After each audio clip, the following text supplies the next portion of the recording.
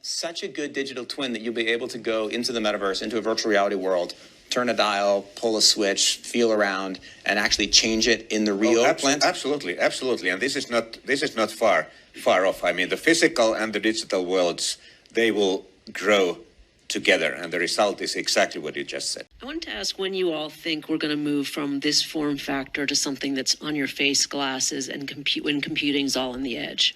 All right, 50 seconds. Who wants to answer quickly? I think it will go. It will. First of all, it will definitely happen. I was talking about 6G earlier, which is around 2030.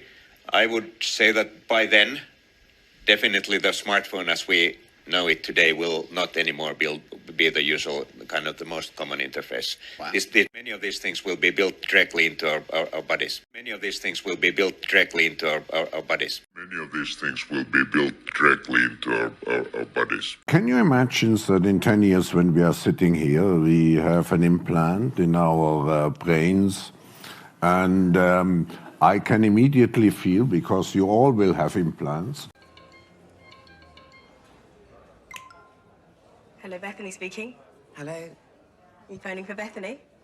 Yes. What are you doing? This is Bethany. Can you hear me? Well, you're right in front of me. But can you hear me down the phone? Oh my God. This is me. On the phone, I had it implanted. My hand is the phone. I can walk and talk because I'm on the phone inside my hand. I am the phone. This is what phones are going to be from now on. I have integrated. Thank you for your call.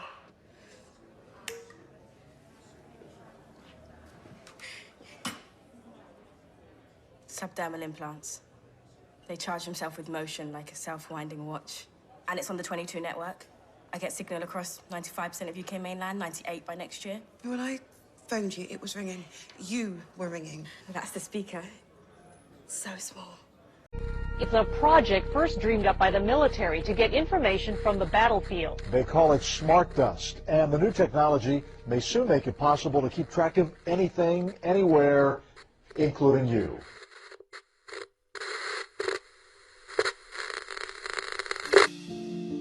Smart dust originated with DARPA back in the 90s. This powder-sized chip is something called the Mu chip from Hitachi. It's the smallest commercially available RFID system in the world. You can literally scatter this stuff like dust or embed it into a sheet of paper. It doesn't require a battery. Flecks of computing power settling on your skin, ingested, monitoring you inside and out. The nanoparticles are designed to go under the radar of the immune system, and so they are undetected in the body. We have computing everywhere, we have connectivity everywhere, we have infrastructure that can compute those with new capabilities like AI. If you have enough data and you have enough computing power, you can understand people better than they understand themselves, and then you can manipulate them in ways which were previously impossible. Transhumanism is a growing movement that aims to use technology to modify our bodies, sometimes in radical ways to make them stronger, faster, and better.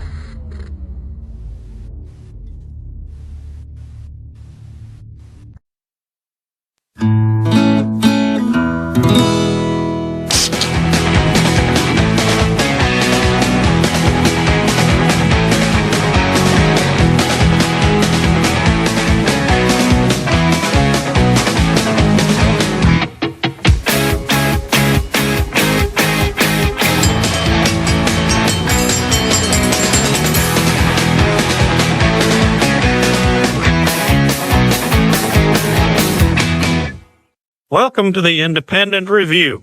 Today's show includes clips from the Union of the Unwanted, James Corbett, Scott Armstrong, Ryan Cristian, and Johnny Vedmore. Let's jump to our first clip here from the Union of the Unwanted show.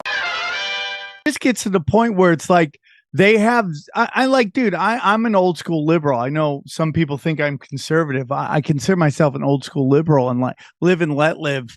But, you know, it's like these progressives now who like cannot come to grips with like the notion that the Koch brothers and the Bushes and all these people from the quote unquote right, which is I think is like the super right, the secret right, captured and brought in the Clintons to destroy the left, and they just can't come to grips with it. They all have this old notion of like the Democrats being for the little people and the Republicans being for the elites and the corporations, and they just can't come to grips with like the sledgehammer that was Hillary Clinton in the 2015 election, which really just blew open the notion that it's two wings of the same decayed bird, and they just can't come to grips with it. And I know big name comedians out here that are just, I'm getting out of here. These cities are collapsed. I'm like, yeah, because of policies that you've been pushing, that you've been gaslighting people on your Instagram into buying, and now you're running. Like, my whole thing is like, let's just build a wall around San Francisco and make all those motherfuckers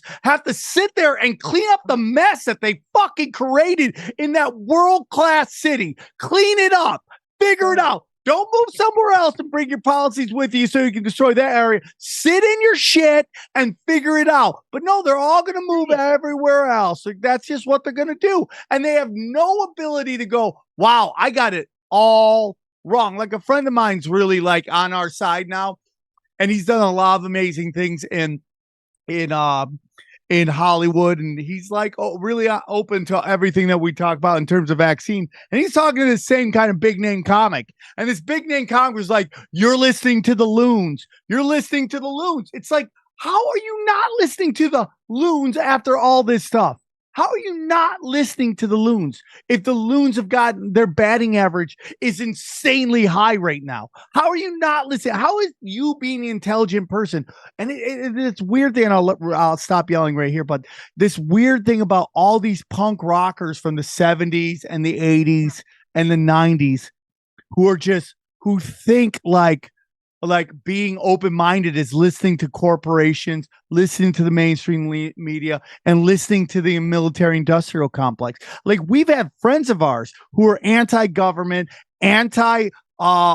military-industrial complex that just fully bought into the vaccinations thing, and we're like gaslighting all of us, going, "We're trying to save lives here." It's like, I just don't get it. It's insanity to me. Look what they're doing to Roger Waters. Sold out though. Look what they're doing to Roger Waters, the biggest lefty that there was probably since the 70s, created a whole motion picture, a whole album about anti-fascism, The Wall, and he dares to perform that for the past 30 years without any incident. And then all of a sudden, he starts doing it in Germany, doing the same show, same music, and now he's considered a fascist. But it probably has more to do with him being outspoken about the Ukraine conflict than anything else. But now I have people in my personal life that are suggesting Roger Waters is in fact the fascist, and that they want to censor his fascist speech, even though he's doing an anti-fascist play. It's like blaming Robert Englund for all the kids he killed in Nightmare on Elm Street. You know, he's playing a character, and people they're so brainwashed at this point. I don't even want to use the word brainwash because that's an overused term. It just feels like everyone's been tricked in some way to pick a side that they don't fully agree with. But if they don't choose that side, then they're going to lose all their friends. They're absolutely terrified of being seen as the same kind of fascist Roger Waters is. We're supposed to believe that there are people that are our age or older that grew up with the wall that have no idea what the concept of the wall is. And it's somehow brand new that Roger Waters woke up one morning and was like, fuck it, I'm a Nazi. I am. All that shit for the last 40 years, it was a LARP. I was fooling you. I'm a sleeper Nazi for realsies. And here's what I really think. None of this would have happened, by the way, if he hadn't have been outspoken about Palestine. Sure. That's where the whole died thing fighting is. Nazis. Yeah. Yeah, it's chaos, dude. Hey, I know we're getting into RFK, but I kind of want to bring Mel K in because it's kind of crazy because Mel K just came onto my podcast and she was talking about something that it's insane. As soon as I dropped the episode, I started seeing it happen in real time.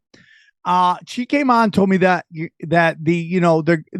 powers that be are going to be starting to drop the queer theory stuff, the pushing of pride and all that stuff. And the new thing will be immigration riots and stuff like that.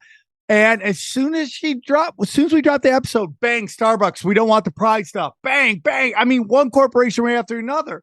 But then I was thinking about what she was talking about with this immigration stuff. And I've been wanting to talk to Mel about this. But so now I kind of started looking at her. I'm like, oh, France is going nuts with immigration. Is that going to come here?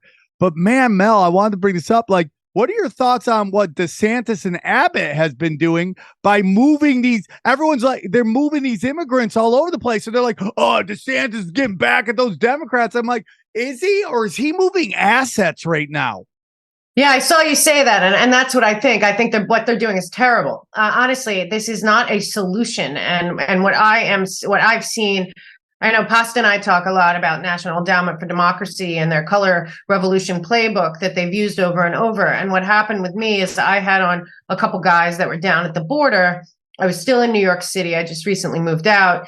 And we have 50,000 illegals right in the middle of basically they're all hanging out in Midtown all day long. They have nothing to do. The sad part is there's a lot of young children, a lot of pregnant women, and a lot of, 24 to like 17 to 24-year-old men wandering around everywhere. And somebody that I know that I dealt with a long time ago when I was trying to expose de Blasio's fake thing for the homeless, Thrive New York City, sent me a text saying, this is what the texts and these are the messages that the people that are in Midtown are getting. And they're getting questions and surveys saying, how has it been for you since you got to America? Do you feel like you're getting what you were promised? With the hashtag demand citizenship. And after I got that first one, then somebody else told me that it was happening. Then somebody else told me, and from different places, these are so there's a concerted effort to use, I believe, the illegal immigrants that they're shipping around the country as a weapon. I'm not saying that these are bad people, though I do know that they sent a lot of people. There's 173 nations of people that have come through, but there is some kind of very manufactured. I'm sure if we figured out, I did look into it, obviously Open Society, UN, Our Common Agenda type people, but also Democrats, Socialists of America. Like some of these, if you look at who they're coming from and whatever the NGO says, and then you look at who funds that NGO. Are you talking about the tax? Yeah. So if you look at the groups that are involved there, it goes back to all the same people that funded BLM and the same people that funded, the Women's March. So it's a globalist playbook that is playing out. And unfortunately, I do believe that, like Pasta's talked about a million times, I talk about that it is the same people and it is a color revolution here, and that the LGBTQ thing's failing. And they need this. But we have to be smart because, like you're saying, Abbott and DeSantis are sending them all over the nation. Michael Yan was on my show. He showed me a map. They're going everywhere. And so they also get cell phones at the border. So, this is not some kind of organic uprising is all I'm saying. But the people have to know about it and maybe reach out to, I don't know what's going to happen, but I do know that we, all of the people in America should be on high alert and not necessarily blame these people, but blame whoever's funding it. Somebody's funding it. Hey, Mel, if you were going to put this plan into place over the next, 7 years up to Agenda 2030, right? You could pick anybody you wanted to be the president of the United States. Why wouldn't you be picking Gavin Newsom? To run this up? 100%. He's already shown the ability to destroy San Francisco as the mayor, then as the governor, as a part of the San Francisco Board of Supervisors, destroyed that country. He's the best. What did they want to do? Build back better. Yep. Who better for the job than Gavin Newsom? Right? He is an android ready to rule. I agree. Ready to destroy. But also, did all of you guys happen to see that Joe Biden went to meet with King Charles and they had a buzzer, a timer that they pushed for 7 years to Agenda 2030? Oh, really? That's the big enemy, is that. The Sustainable Development Goals, I call them the Controllable Development Goals. California leads the way, always has, catalytic converters and everything. They've always been lefty greenies for a long, long time. It'd be easy to implement. He's got Getty money behind him, and God knows what where that's coming from or what it's being used for. He's the perfect destroyer. He's a soulless psychopath sent to gut this country with his ideas and sell it in a way that makes it sound good to people that aren't really paying attention. He's the perfect guy for this, unfortunately. The dark money, Charlie. Definitely. The money, when you bring up the money, the dark money behind all this shit and the ESG and the way it ties into the WEF and the way it's scraping Twitter for all of our metadata right now on all of our political discourse, discussions, personal thoughts and feelings, and DMs, by the way. All in the pocket of somebody like Elon Musk. Yeah. That's how I feel. Before we move away from the immigration thing, I just was thinking there's like 3 different agendas at work at the same time, I feel like here. One is that those guys take like very immigration dense cities and create a sort of diaspora, means that they go to all these little cities that some people, I know, Sam, you and I know a lot of people like move to Tennessee, move to Austin, Texas. It's very clear what they're doing. And when you have Somalians in Minneapolis and stuff, that's an engineered culture clash, and they do it on purpose. They're not going there like of their own volition. And then it's even called Clower and Piven. They've even got a name for it. It's so used so often that the guys branded it because they probably get royalties. They accelerate the collapse. But another thing I think is that they do like this conflict, and what they'll do is proceed to like the third agenda. So the conflict would be the second one, and the third one would be that the solution will be a lot of compromise domestically for this to resolve the culture clash national problems. But I've been expecting them to move into the era of closing down borders, shutting down information flow, shutting down transportation flow. Like that's why stuff is happening with like the FAA. Airline travel is basically flawless for US run commercial jets like this, whatever it is, 50,000 a day or some crazy number. It's just flawless. And now they're starting to talk about, oh, it needs attention. It's getting old, blah, blah, blah. There are problems. They're going to institute like electric batteries and engines and stuff with those things. You're going to start having problems on and that goes along with them wanting like Zoom working, 15-minute cities, digital. Yeah, 100%. Yeah. They don't want you flying. They've been saying that forever. They don't want you flying. So they want you in a 15-minute city. Why would they want you to get on a plane? Exactly. And CBDC is going to be the ultimate solution. That's what they all want us on, because that's how you control who travels and who doesn't. That's how you control who gets food and who doesn't, who gets the lights turned on. All of it's going to be tied into that.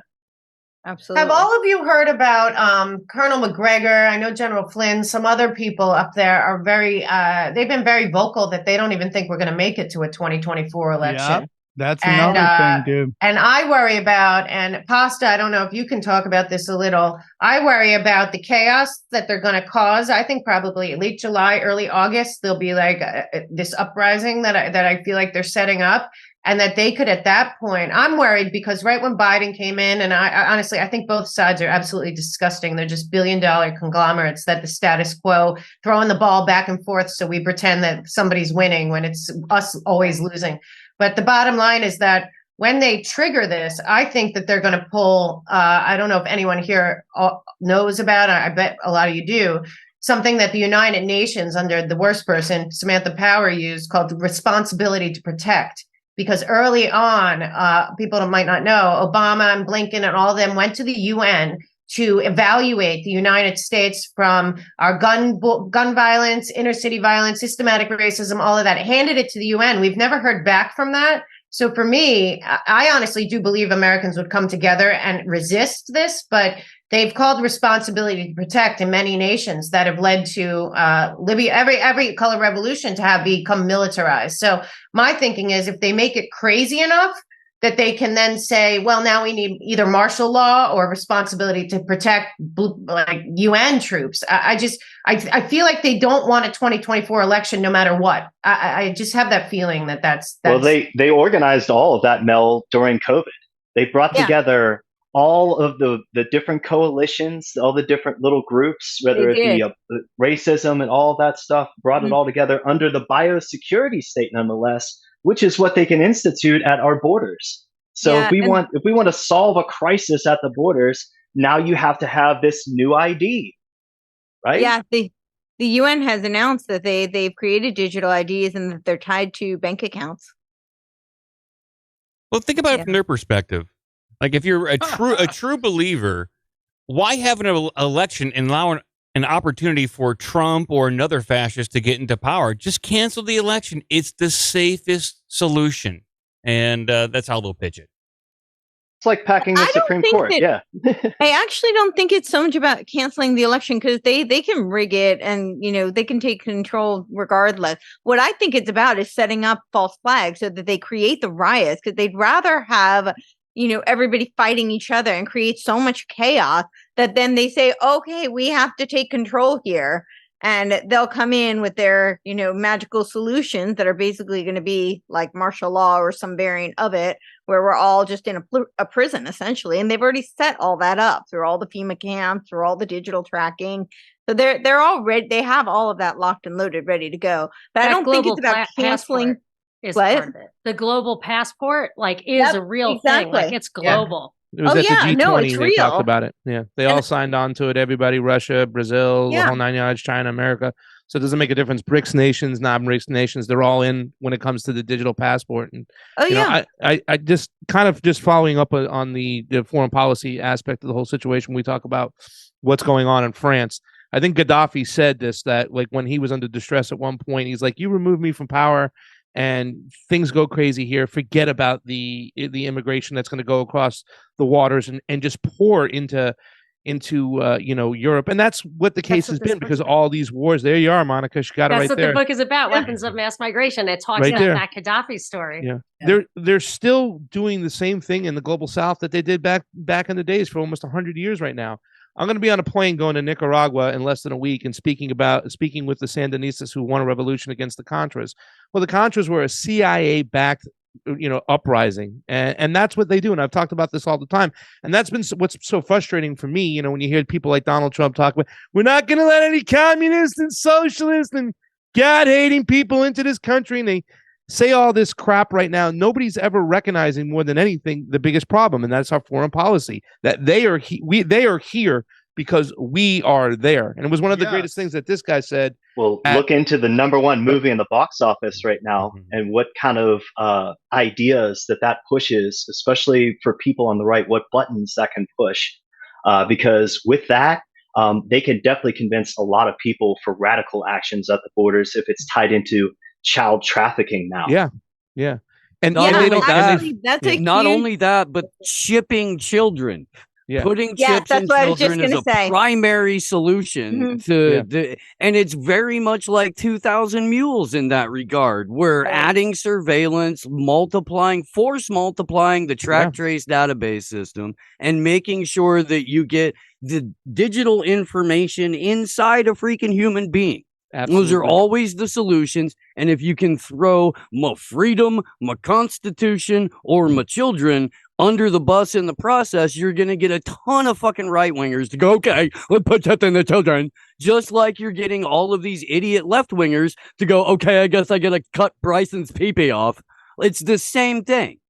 Yeah. There's just, you're attacking people from different angles. It also keeps the population divided too as well. Sorry, Courtney, go ahead. Because that's what I was going to bring up too, is the chipping children. But I just want to make a very clear distinction, because I think some people are kind of falling into the trap of, I hear this a lot, that people are like, oh, that movie is a psyop. It's just designed to create all of this, the move basically for people to want to chip their children. And I think we need to be very careful about not falling for that, because you can celebrate the fact that this is coming to the forefront and that there is awareness for something that happens to be a very real problem.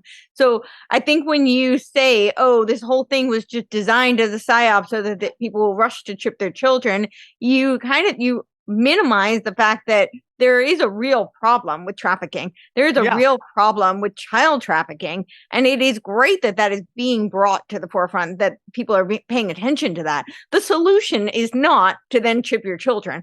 And I think we can agree that both are true. So I've never even heard of that. I've never heard of that being, I've heard a lot. I'm friends with Jim Caviezel, and I've heard a lot. And I saw this movie 3.5 years ago. This movie was made, and they're saying it's a QAnon thing. The movie was made before the first Q drop. So, I mean, I see I never heard about the chipping thing. I've never heard that. I mean, and there's a lot of questions about it. There's a lot of questions about the National Missing and Exploited Children and Polaris Project and a lot of that, which is valid and should be answered. But, you know, for me, if you didn't see the movie, I mean, for me, the biggest part of the movie that was, you know, in my estimation and from what I know about Epstein Island from real people who had visited there is there's a scene in that movie that's about trafficking young children to a rich island of rich people. And all I hoped was that when people went and saw this movie, they would see that and it would click in their head. Is that what happened at Epstein Island? And maybe make them ask some questions about, you know, where did the children from Haiti go? What is this, you know, Clinton Island initiative that goes past Branson's Island and all of that? To me, it was more a matter of, I hope that when the movie came out, you know, I saw it a long time ago, but when the movie came out, that people would look at this and be like, well, what really did happen on Epstein Island and what is happening on all these islands? And there's a big problem in the world that I've dealt with a lot on my show, which is sex tourism, where there's a pedophile sex tourism industry, which is exposed in that. So my own thoughts on it, having known the people involved, not all of them, I only know the actor and a couple of the other people, but I can tell you that just from my point of view, all I thought in my head was, I hope people look at this and question what really happened on Epstein Island and to the kids of Haiti, and to what are the Clintons doing all over the world, and these orphanages that Madonna and Oprah and all them are setting up, and then you hear horror stories later. Like, what are they doing? And you know, so I just hope it's at least, no matter what it is, I hope that anyone that sees it starts to demand some answers. And for me, I was hoping that it would trigger people to put Epstein Island together with what happens in that movie.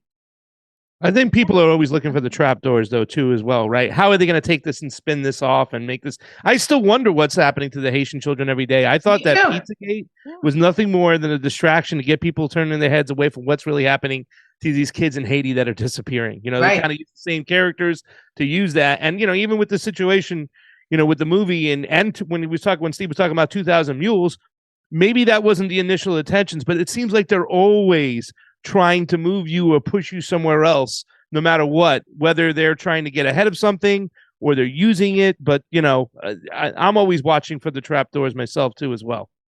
Our next clip is from Scott Armstrong with his interview with Will Halsey about the potential methane plant in rural Tennessee.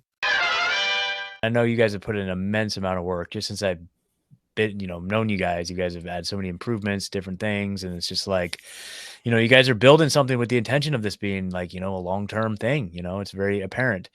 And then all of a sudden we get this news. And so let's get into that a little bit here. So tell us just kind of a brief overview, your understanding of what the situation is, and then we can just kind of unpack it from there. Yeah, so I was actually supporting my girlfriend Nicolette at the farmers market in town when a neighbor came up with a flyer, and it was just like, you know, punch in the gut. It was a terrible news to receive, and you know, my head started spinning in a couple different directions, and but yeah, basically TVA, the Tennessee Valley Authority, one of the major producers of power here in Tennessee, and also Georgia, Alabama, and maybe one or two other states in the mix. But they've been around for a long time, and they're big. I don't know if they're technically a corporation, but they're a big entity. Yeah. And shortly after I acquired this property, a 286 acre parcel, basically across the street and behind the neighbor across the street's property. They bought this parcel right along this Sycamore Creek, this beautiful creek that we paddle on and a lot of people fish on. Yeah, some people had known that they bought it a couple of years ago, but they were real hush hush about what they were doing with it. There were some rumors about them using it for some solar production. And then, yeah, mid-June, the bombshell was dropped on us that they're planning on building this monster of a methane gas plant, along with 12 miles of pipeline ripping across the whole county to feed it. Yeah, which is very bad news for everybody in the area. This site is between 3 schools. It's in the middle of this farming community, and there's a registered Century Farms in this neighborhood. There's old timer farmers that have been working on this hill and working this land for decades, and some hundreds of years. Yeah, some families. Macon Wall Road, where I live, is named after the Wall family. And they've been up here for centuries, and there's a lot of history. There's Native American history, there's Civil War history, and it's just a quiet community. Before COVID, nobody was interested in this area. Nobody was looking. When I found this house, it had been sitting on the market, and it just wasn't on a lot of people's radar. A lot of people weren't interested in this area and what's going on here. I was looking for like exactly that, a place to develop a community and have strong connections with neighbors who are, into self-sufficiency, who are raising their own food, who are processing their own animals. And, the more I get to know my neighbors and kind of learn about the history, I just realize how special this community really is.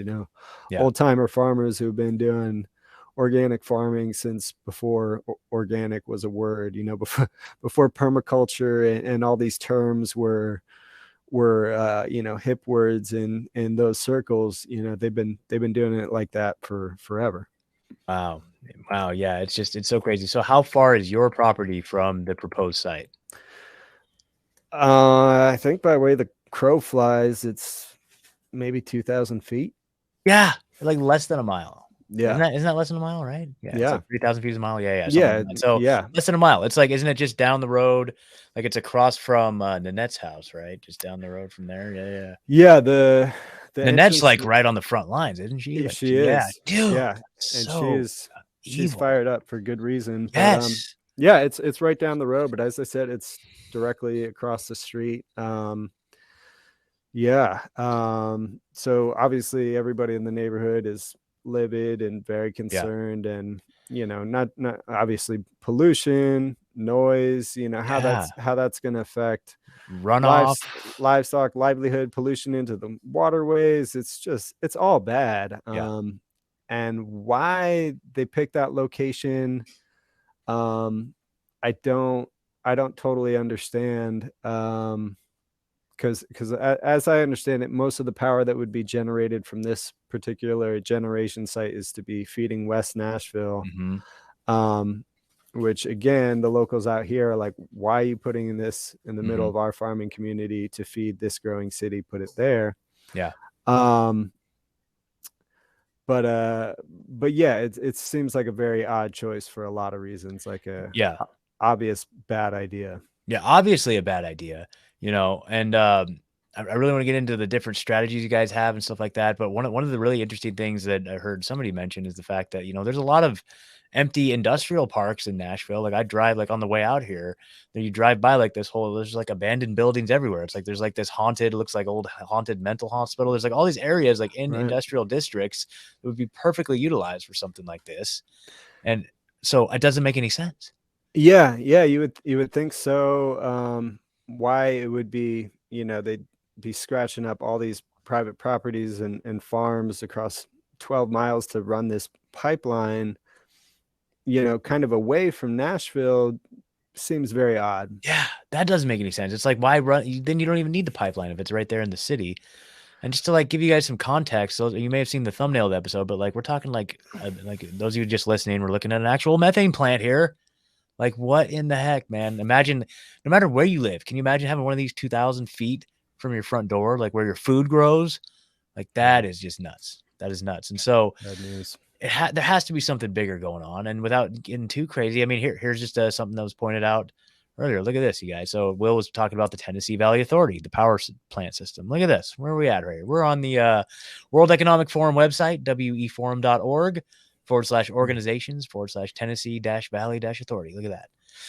They are featured prominently on the World Economic Forum website. So is there something bigger going on? I don't know. We're getting into conspiracy territory now. I know, exactly. I'm just saying, I'm just throwing out things. So no, you're speaking facts and you're reading off their website.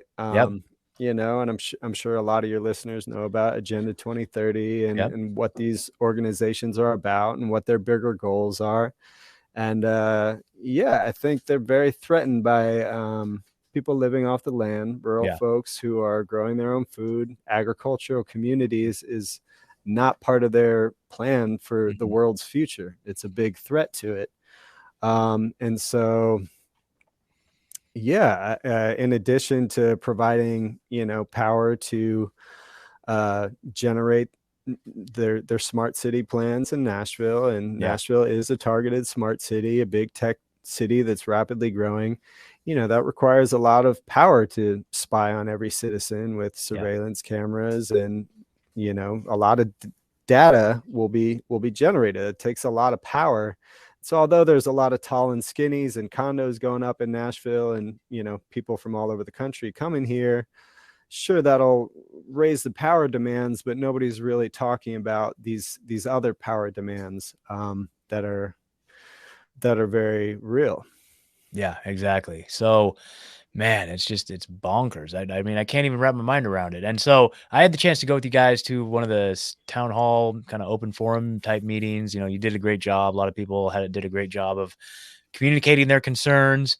One thing, and along these lines, one of the things that really I thought was hilarious, and I'm sure all these listeners will think it hilarious, is there's one guy, like, I think he said he used to work for the Tennessee Valley Authority. He used to work for TVA. He goes up there and he's reading off a sheet. He's giving all the talking points and the bullet points as to the reason why it's a good thing, or why we're all wrong and crazy. Oh no, he was going down. Okay, so that's right. So we had showed up with a bullet point list of all these things, and he was kind of refuting them one by one. Right. But anyway, one of the things he said was, well, the government's got this policy where like 60% of all cars need to be electric by 2030. So where do you think that electricity is going to come from? So you get a new power plant right in your backyard. Right. And that is a huge thing. I think the electric car industry in and of itself is a huge driving factor of this whole thing. And so, the whole net zero goals, is what this is all about. Tennessee is moving away from coal, not by their own decision, but as a federally mandated thing. They're decommissioning this, I think 2,500 megawatt coal plant in Cumberland City, and want to move to, green technologies. And they're considering methane one of those. And so this whole thing is under the guise of environmental protection and combating climate change. And so, I understand that coal's not the cleanest form of energy, and there's a lot of pros and cons with all of them. And I'm for the conversation about all of them, but there seems to be, I don't know that anybody's provided the scientific research to suggest that this existing coal plant is going to be worse than the dozen gas plants and pipelines that they're looking to run all over the state. And this isn't happening just in Ashland City. It's happening in Dixon and Jackson, and not a lot of people know about this. I didn't know about that at all. That's crazy. Yeah. I thought it was just your guys' area. So no, this is going to be happening all over, and it's always in rural areas where these pipelines are going, which brings up a lot of questions when you consider the goals of Agenda 2030 and how they're possibly going to accomplish these things that they set out to do. And so it's definitely cause for concern and some suspicion. Absolutely. Well, that's worth looking into. Like, is this happening in all of the kind of like it's happening in like Missouri, South Dakota, Oklahoma? Like, are these having the same issues of this, World Economic Forum going to prospering communities, like rural communities? Because like you said, Ashland City was kind of off the radar, but with the influx of all of us West Coast refugees, now you got people like looking for exactly what Ashland City has to offer, and so if they're trying to quell that, or kind of just again herd people back into the city in one way or another, like that's definitely this is a very long-term strategy, but I wouldn't put it past them. Yeah, absolutely. And there's a lot of, regardless of any of their plans and agendas and insidious plans, there's legitimate risks with methane pipelines and leaks and explosions and all the things we see all over the country. Yes. But a lot of people are highly suspicious of what just happened in Canada and how that happened and why that happened.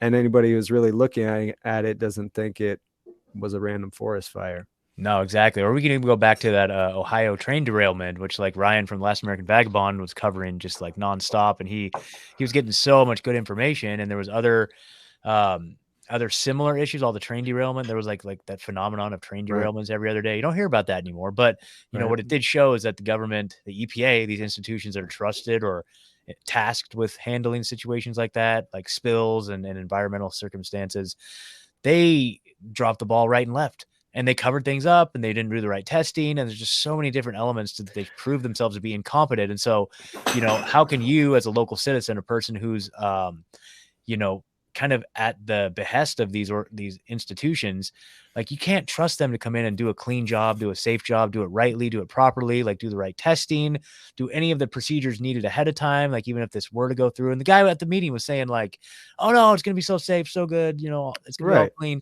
but it's like, we don't trust you. You guys have proven yourselves to be beyond incompetent. All right. Yeah, no, absolutely. They had what's called a scoping meeting after, the whole way they announced this thing was all very shady and secretive. Tell us about that. Yeah. They made the public announcement with the Federal Registry, which is, I don't know exactly if it's like a newspaper or exactly what it was, but they made this announcement in the Federal Registry knowing nobody looks at the Federal Registry. I don't know what it is. Nobody really does. Maybe some people in the know do, but that was their public announcement. Nobody heard about it until a couple weeks later. And by that time we were within a week of the commentary period. So they take public commentary for a month after the public announcement. Nobody heard the public announcement on May 30th or May 27th, sometime around then. Nobody heard about it at all till 3 weeks later. And then within a week of that was the scoping meeting, which is their public forum opportunity to hear the public and whatnot. And it was a total joke. Bless Ashland City for coming out in numbers to that. Like, was that the one that I was at too, or is that we flooded awesome. the place in a local community center. There was a line halfway across the parking lot of pissed off locals, and the way they have it set up is they have their agents there with their plastic smiles and their little billboards talking about their plans for the future, and it's all very greenwashed, and they're just feeding straight BS, even contradictions within the same room. And they set it up in a way where there's, you're not hearing your neighbor's concerns or questions. And it's just total greenwash. I was asking this guy about the pollution from it and how it affect the creek. And he's like, oh no, there's no pollution. Yeah. These things are state of the art. It's like, you're telling me this methane gas burning plant creates no pollution? He's like, yeah. I'm like, all right, dude. Well, great talking to you. That sounds like some real solid information. What about even like the 500 cars that need to show up there every day to go to work or something? Like, there's even just like concerns with that. I mean, yeah, there's so many concerns. And this property is pretty it's pretty rugged. I mean, a lot of the trees have been clear cut. It was farmed in the past, but it's a lot of terrain, like a lot of incline. And there's been, just mixed information from, across the board. Originally when TVA first quietly bought it, there was rumors of a solar plant, which was never part of any legitimate plans. And a lot of people, based on articles and stuff the TVA has released about wanting to do these small modular nuclear facilities across Tennessee, a lot of people think that's in their longer term plans, is to go nuclear with the site.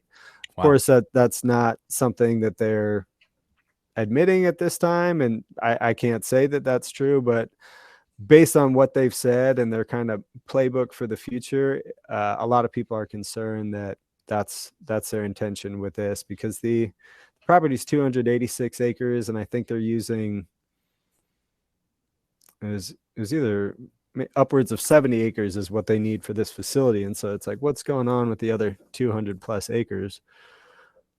So there's a lot of just speculation on that. Yeah, definitely. Well, when I was at that meeting, I found something to be very interesting. Something struck me, and you could even argue this is another one of their big fears is all of us that they have fighting and scrapping with each other, like actually coming together. You know what I mean? Like that's their worst fear ever. And I was very struck with at the meeting is that there are lots of people that are coming at this same issue from different angles, right? Like there's some people that are coming at it from a more climate change angle. There's more people like, the local farmers. And so people have different perspectives that they're coming at the issue from, different kind of worldviews that inform their concern about it. But at the end, everyone's coming together in the same room as allies fighting the man, and so I thought that was actually really cool. And so in most circumstances, like maybe the person over here, like we may not see eye to eye on a lot of other things, but hey, we're all here together fighting this. So what has that been like? That's been pretty awesome to see, actually. The day of that scoping meeting, my neighbor who turns out has a extensive career in environmental lobbying. Wow. Left leaning, and we don't see eye to eye on anything. And she's very concerned about climate change and a lot of these things. But she's been awesome and on the ball and such a great ally for all this. And she got us hooked up with Fox 5 or one of these local news stations. And she's like, hey, would you give them an interview? And I was like, sure, if it helps the cause, I'll get the word out, and I'll bring my neighbor, Pete Krantz, who's shout out to Pete. Pete's one of my favorite people in the world, man. Yeah, Pete's awesome. He's very old school. I bought the land from his brother, who inherited it from his father, and he was not happy that that this property left the family, and he didn't know what to think of this guy coming onto his property. And we've come a long way since then. We're good friends, and we work on a lot of projects together, and I help him at his sawmill, and we're growing stuff together, and he's my local meat connection, and we're his veggie guy. And so it's been a great symbiosis. But he came over. I was like, hey, Pete, we got Fox 5 News, like let's give him the story. And so he came on out. And he called up everybody he knew, his town council connections, and within like a couple hours, like the news people are coming, and as they're finishing up the interview, these old timers from the town council and a bunch of old conservative, good old boys are coming over, and we're meeting up, just like, what do we do about this? Yeah. And it's just kind of expanded from there. We've had a couple meetups and groups, and it's people very concerned about the climate change thing. People, this old timer down the road is so funny. He was just talking about, he's like, I never thought I'd align with the tree huggers, but here I am. I get it, and I'm fired up. And it's like, hey, that's great. Whether you're like a tree hugger or a pissed off conservative or a farmer or whatever it is, it's like you got a reason to fight this, and we're all on the same team now. So that's been cool to see. Now let's jump to our next clip with Charlie Robinson and James Corbett.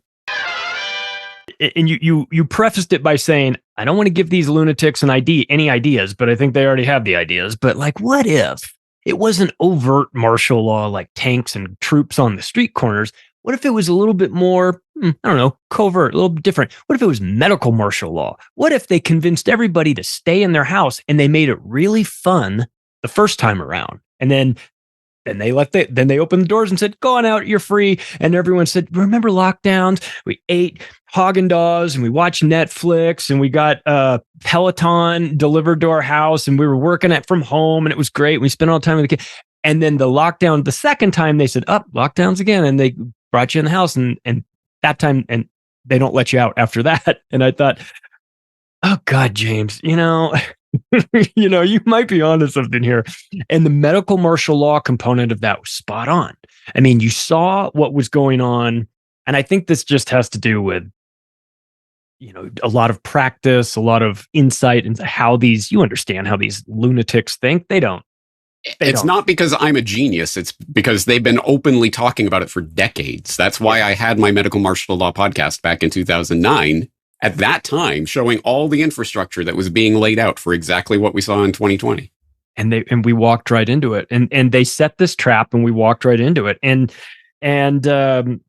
so I wonder, since you are, not Nostradamus, you're just somebody that reads their reports and then takes them at their word that they're going to try to put in place what they're writing about.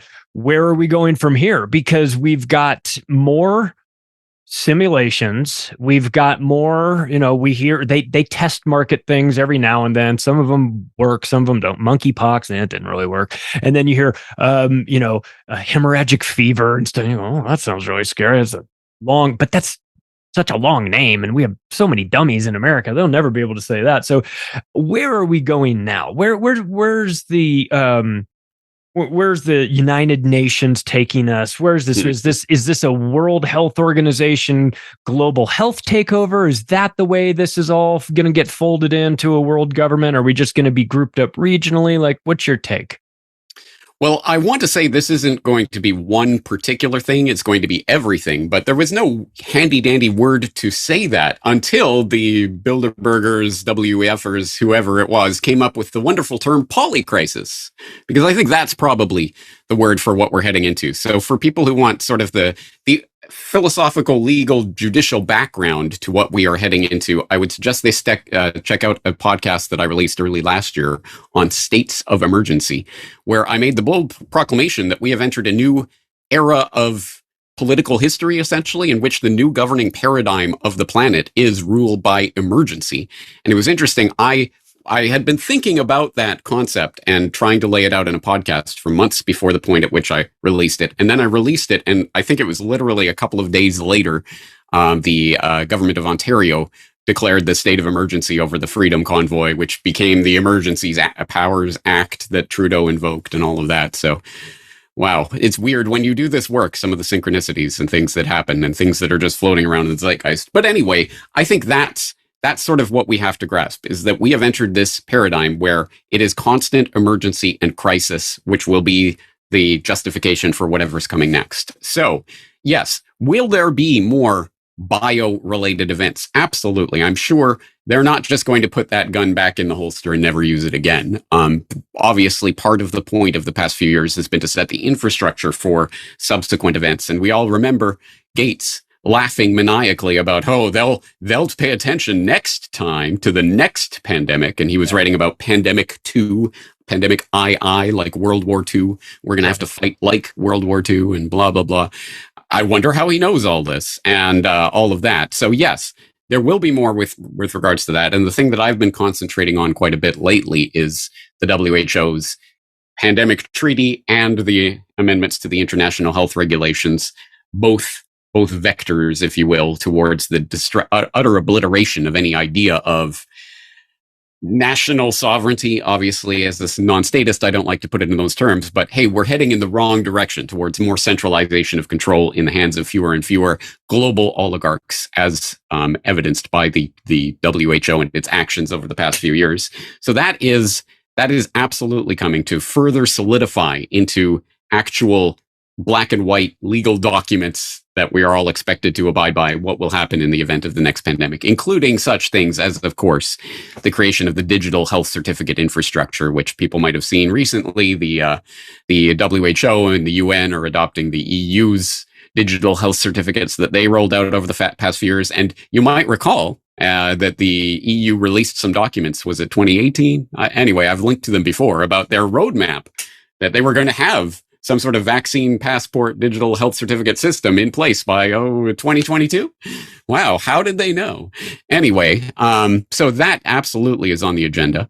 And as I say, I don't think we're done with the bio scares. And probably, I would imagine that again, I don't want to speak things into existence. And as you say, this is what I was doing a few years ago, right?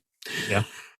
Having said that, anyway, honestly, I think that the next vector on all of this will be a bio-warfare, bio-terror event that will be blamed on whatever convenient boogeyman that they want to pull out of the hat, whether it's Russia, China, North Korea, some shadowy terrorist group that no one's ever heard of before, whatever fits the agenda at that particular moment, some sort of bioweapon release. And hey, who knows? This one might be actually real and really deadly. It doesn't have to be, as we've seen over the past few years. They can make anything they want into anything they want with media control telling people this is a big thing and you better not get sick. But anyway, there are bioweapons.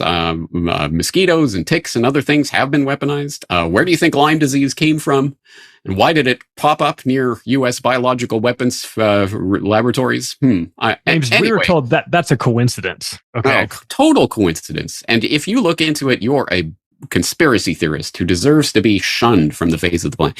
Anyway, I think that is in the poker deck, the card deck, shall we say, that could be played at any time.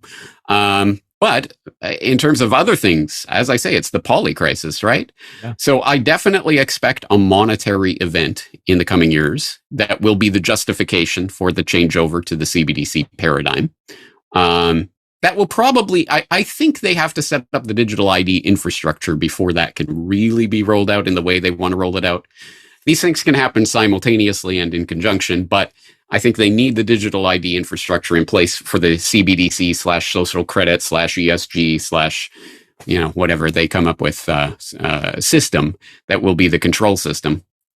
And generally speaking, when we think of monetary shift, paradigm shifting events, it generally comes with warfare. So, of course, the last major monetary shift, paradigm shift, was the creation of the Bretton Woods system, which, of course, happened at the tail end of World War II. And that's not a coincidence. It's because, hey, we've just blown up the entire chessboard. Time to put it back in order, in our new world order, as it were. So, unfortunately, I really do think we are heading towards some sort of hot war. And I don't even know what that looks like in the year 2023 or 2027 or whenever it happens. But I'm betting it won't be a good thing. Let's put it that way. Yeah, I was talking to Whitney Webb about that too. She was of the belief that the first component is that ID. Is that once you have that, you can build off of that, and you can really sort of track who's who, and then that becomes the that gets tied to the CBDCs. And look, I know that finance is boring for a lot of people, and I know that people kind of glaze over when you talk about banking, and I get that, but it's important for us to pay attention. You can hate banking whenever you want, but right now, the idea of programmable money that those lunatics are in charge of, to me, sounds like the hill to die on. Because and maybe they intend it to be a hill that we all die on too.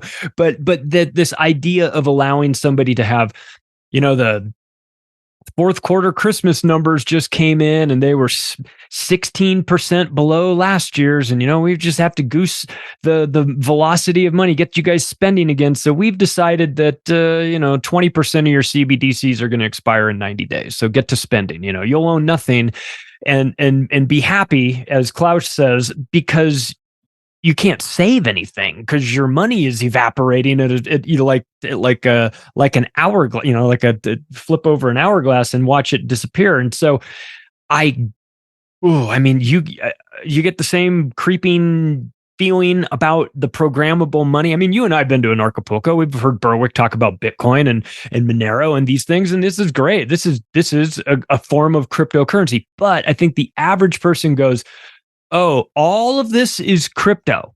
And you go, no. CBDCs are something different. So are you getting that feeling too, that they're going to use this CBDCs kind of blur the lines between what crypto is and isn't? Yes. And for people who don't know my take on this, I would suggest they watch the Bitcoin PSYOP. I know there are a number of people who have heard that title of a podcast episode that I did a few years ago and assume that they know what that means, but I guarantee you don't know what that means from the title. But yes, essentially, of course, the idea of programmable money and central bank digital currency. Oh my God, this is that Bitcoin thing I was hearing about, right? Well, right. No, there is actually a bit of a difference here. And yes, the absolute core of the idea, the absolutely central kernel of the idea was decentralization. There is no central bank. There is no one who has control over this this decentralized network. That is the entire raison d'etre of cryptocurrency, at least as it was originally presented. But what do? They steal the real and sell you back the fake, as James Evan Pilato at MediaMonarchy.com likes to say, and it's absolutely true. And in this case, here, guys, here's that digital currency thing you're talking about, Bitcoin, Monero, CBDC. Whatever, just go with it, guys. And here's your digital wallet, and it'll all be great. Yes, but for people, let's address that first point that you made, because yes, people's eyes glaze over when they hear about finance and monetary and blah blah blah. But this is the mechanism of control of human society, and people who don't understand that, I keep looking around for someone to come up with the definitive conspiracy realist version of history, as in from a monetary history perspective, because there is quite a tale to be told. But essentially, one way that I like to encapsulate the incredible importance of this subject, when I did my Century of Enslavement documentary several years ago, I vividly remember going through that history of, in that case, specifically the American central banking war that waged for a century and a half before the creation of the Federal Reserve, and the back and forth in that war, and how it was such an incredibly important central part of American politics for a very long time, and entire political movements arose on the back of this. And you had the Cross of Gold and the famous speech, and the Free Silver movement, and all of just incredible tectonic shifts and movements that were taking place around this issue. And then 1913 and the creation of the Federal Reserve, and the monetary issue and the banking issue goes away as a political issue and is never talked about again. Despite the fact that, as I show in that documentary, obviously the Fed has been behind every disastrous foreign policy misadventure, let alone everything else, for the past century of its existence. Again, no coincidence, because the spigot of monetary control is the key. And yes, they pepper it with all sorts of jargon and nonsense to make it, oh, who cares?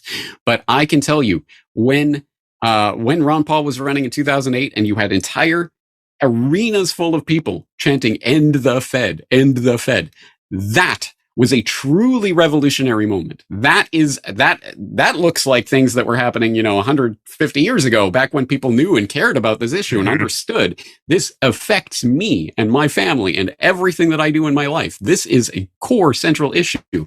And that awareness was being raised. But of course, now it's kind of moved on. And what's the thing this week? I think Ukraine might be last week. What are we supposed to be concentrating on this week?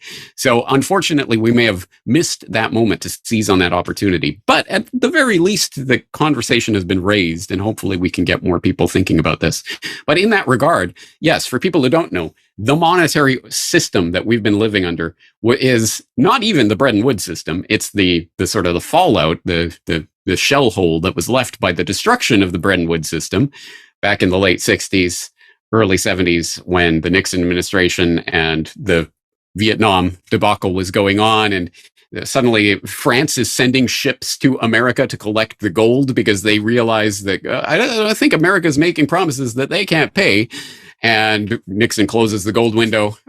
You know what? That whole entire system that was set up post-World War II to run the entire monetary world order, well, we're not going to do that anymore. So what are we going to do? Oh, don't worry. Kissinger, Mini Rockefeller, swoops in to save the day with the construction of the petrodollar system. Which the system, don't worry, we'll price oil in dollars, so everyone will need dollars for their oil. And the Saudis have agreed to shuttle all their dollars through the American banking system, so it all comes back to us. Don't worry, guys. It's still a stable system until Saudi Arabia starts inching out from the American umbrella and starts making monetary deals with other countries. But that'll never happen. Oh, wait. Yeah, so we're in this weird world where, look, when they set up that petrodollar arrangement, America was buying 2 million barrels a day of oil from the Saudis, and it made sense. I mean, it's crazy, but we were the biggest customer, so maybe you make some exceptions for the biggest customer. Now we're buying 500,000 barrels a day. Guess who's buying 2 million barrels a day from the Saudis? Chinese are. So if you're Mohammed bin Salman, you go, I got these Americans over there, just such a pain in the ass to deal with. And I've got the Chinese. We don't get too bogged down with what our people think, really. You know, I mean, we're kind of like, we're running our own thing. Hey, you buy 2 million barrels a day. You're my favorite customer. Petro Yuan, James Corbett? Petro Yuan, maybe? Yeah. Will that start World War III? Is that the trigger for World War III? And you'll see some reports that I've done on it in the past. And I think we are seeing the erection of I won't even call it alternative monetary order, but at any rate, the next stage of the consolidation of global control. Because as people may or may not know, search China and the New World Order or some of the other reports that I've done on this in the past. I think the creation of China as the economic/military juggernaut that it is today didn't just happen by chance. It happened as part of the global consolidation plan and the coming war that I think will probably, unfortunately, I really do think we are heading towards hot war. But that doesn't mean, I mean, yes, real war, real people on the battlefield, real people dying, but being controlled at the top on both sides, as World War I, World War II, all of the major conflicts we can think of in our lifetime and beyond. So at any rate, yes, I think there is this push towards the consolidation of some sort of alternate system that actually isn't as alternate as you like to think. And one way of getting a handle on that, there are many different ways, but one way is to look at CIPS, which is the Chinese alternative to the SWIFT system. For people who don't know, the banks, in order to communicate their cross-border transactions, they use this thing called the SWIFT network that is the standardized system for communicating information about transactions. And the SWIFT network is totally politically neutral, guys. It's run as a private corporation in Belgium or somewhere like that. And anyway, totally neutral, has nothing to do with politics. It's just a neutral platform for any bank in the world to communicate information about transactions and help with cross-border settlements.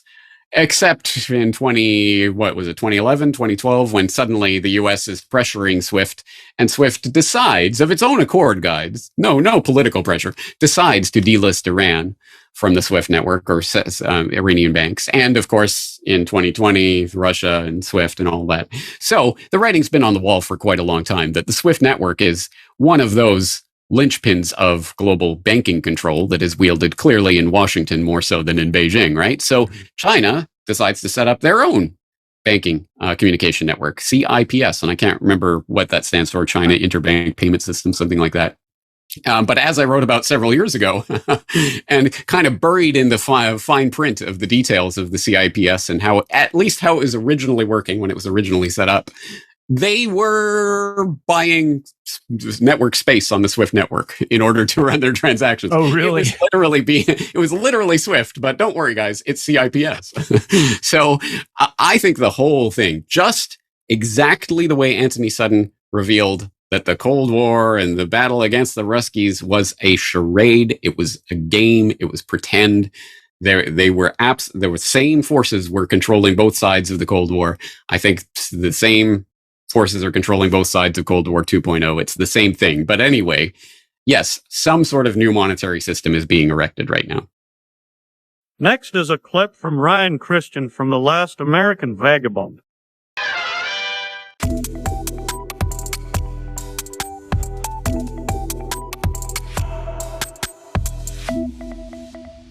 Now, here's where it gets really interesting to me. You know, there's, I think, an overlap to this that we all seem to know about that really we don't really point out enough in the context of trafficking, which is specifically mining child labor around the world in the effort of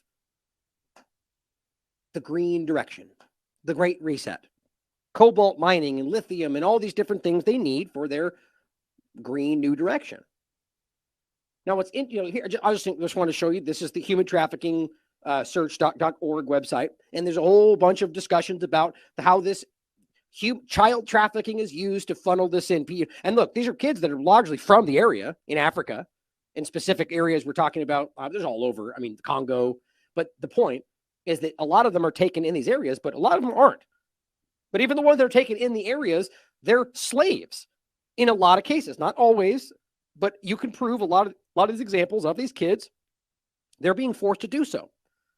So that is still child trafficking, especially when they get sent somewhere else. Child slave labor, child trafficking. It's the same conversation. Now, this is an important thing to overlap with the current agenda. Ask yourself an important question here. Now, I'm not trying to suggest, as clumsily as some of the two-party paradigm, two-party illusionists might, that, every Democrat is aware. First of all, until we realize that this child trafficking, the human trafficking, organ harvesting discussion is a bipartisan effort, until you realize that, especially looking back at things like Hassert and the different, both sides of the game, Epstein and facilitating both sides of the uniparty, until we can realize that, we're never going to truly change anything, which is exactly the point. And people don't want to hear that, which shows you they don't really care about change. The point is that this is an industry direction that it ties into all of it. Let's just take specifically what's the term I'm looking for? Just the batteries, the cobalt mining, and the use for that in regard to their, the electric cars and all of that. Right now, I'll play this while I'm saying this, actually, because this actually is a really incredible video, quite frankly. This is exactly what you think it is in the Congo. This is a mine of a bunch of child slaves and people being forced to mine for the direction this is going in this country.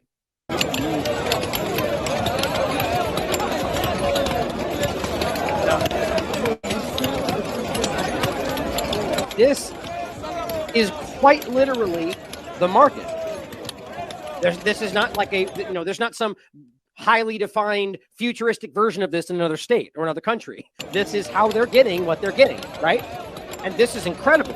How is it possible that, this is 500 years ago? Like, think about the people right now, and I'm going to show you some more after this, but think about the people right now who are pushing this as the future and are 100% well aware that the entire industry is built on the backs of these children.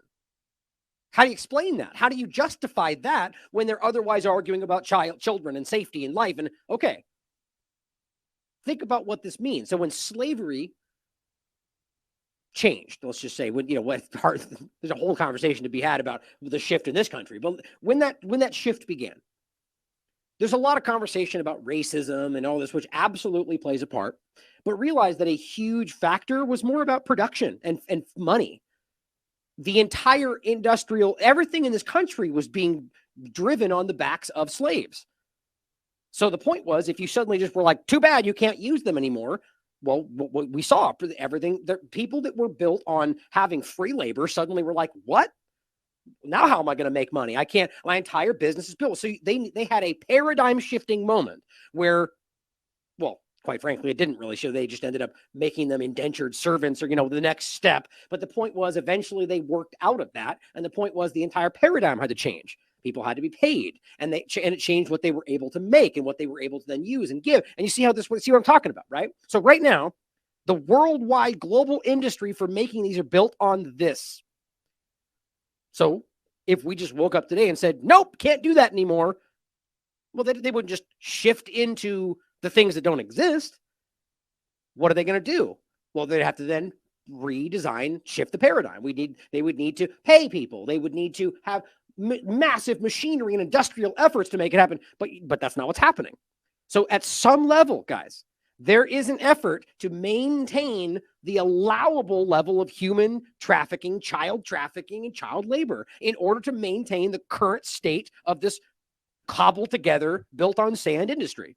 Now, that's not to say that I've always maintained this argument, whether it's windmills or whatever else, as long as you're not being forced into any of it, that we could design these in a way without forcing it in right now that might actually be beneficial. Right? Like, let's spend another 10 years, 20 years. Let's make it to where these things, let's build an industry around this so we can do it in 40 years. But nope, that's not how this works. This is something being forced, and it's clearly about something other than your ability to save the planet. So I hope you get my point here, that this industry right now is built on this kind of slave labor and child trafficking. And I think there's a reason why people don't want this to be focused on. Now, I'm not saying that means, the point I was making, that every Democrat or every Republican is aware of that. But their lobbyists might be telling them they should vote no or should be pushing back on this. And maybe the lobbyists don't even know. But at some level, somebody's going, well, that's going to screw up our entire game.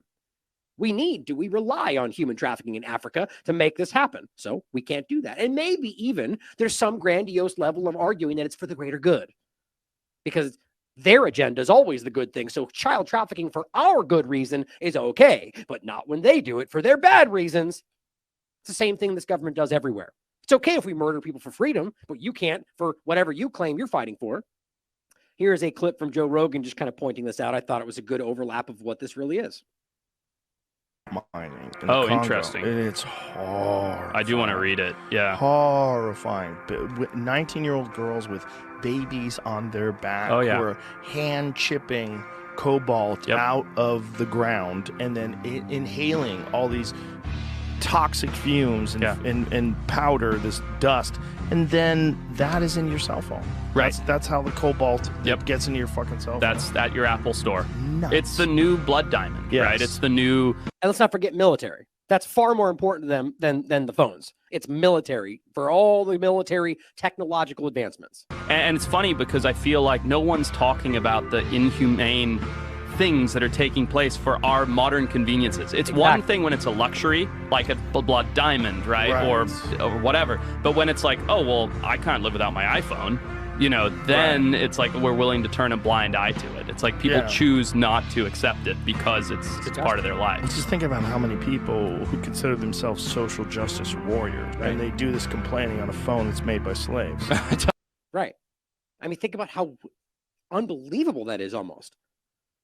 The reality that these people think they're fighting against these things while they're actively the ones promoting it. This is how this game works. This is the Tate versus the Wokes game, guys. As long as we think we're on one side of it, when we're actually trapped in the middle of this technocratic panopticon, we're not going to actually do anything other than change our illusion of what's happening around us. The reality is this continues.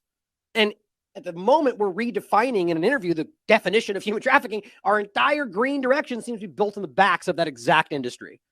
Find that kind of hard not to see. Now, here is just a video from Sky News, even from 6 years ago. Are we going to pretend like they're not all completely aware? And you realize that you could have changed this entire industry in 6 years?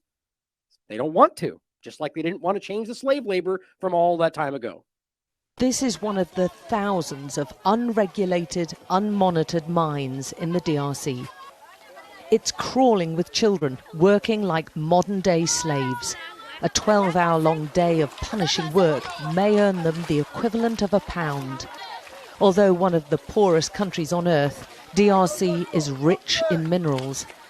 But a history of brutal colonial exploitation looks like being repeated now. You got to love how this is the BBC point, you know, who do you think does that? Who has done that? Well, the UK, the United States, the classic colonial partners of specifically Africa.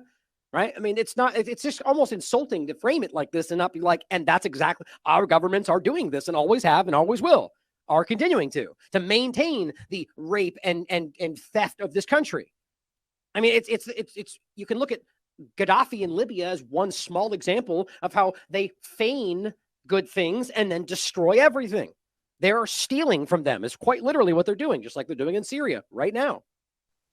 In 2017, much of it's mined by hand with rudimentary tools in harsh, potentially hazardous conditions. Like you're right there, rudimentary tools. Like how is it possible that, so the same thing today. So 6 years ago, you can't get them better tools. You're making billions of dollars. I mean, just think about how ridiculous this is. Nobody in the governments are confused about what's happening here. So they're turning a blind eye or are reaping the benefits of it. And they care about human trafficking? Clearly not. This is not all these people, by and large, and you can look at the human rights organizations, the coverage, it's not, this is mostly slave labor. And wretched whether or not, the rush is on for a mineral the DRC has in great abundance, cobalt. And it's fast becoming more precious than gold. It's a critical ingredient in lithium-ion batteries which power smartphones and laptops.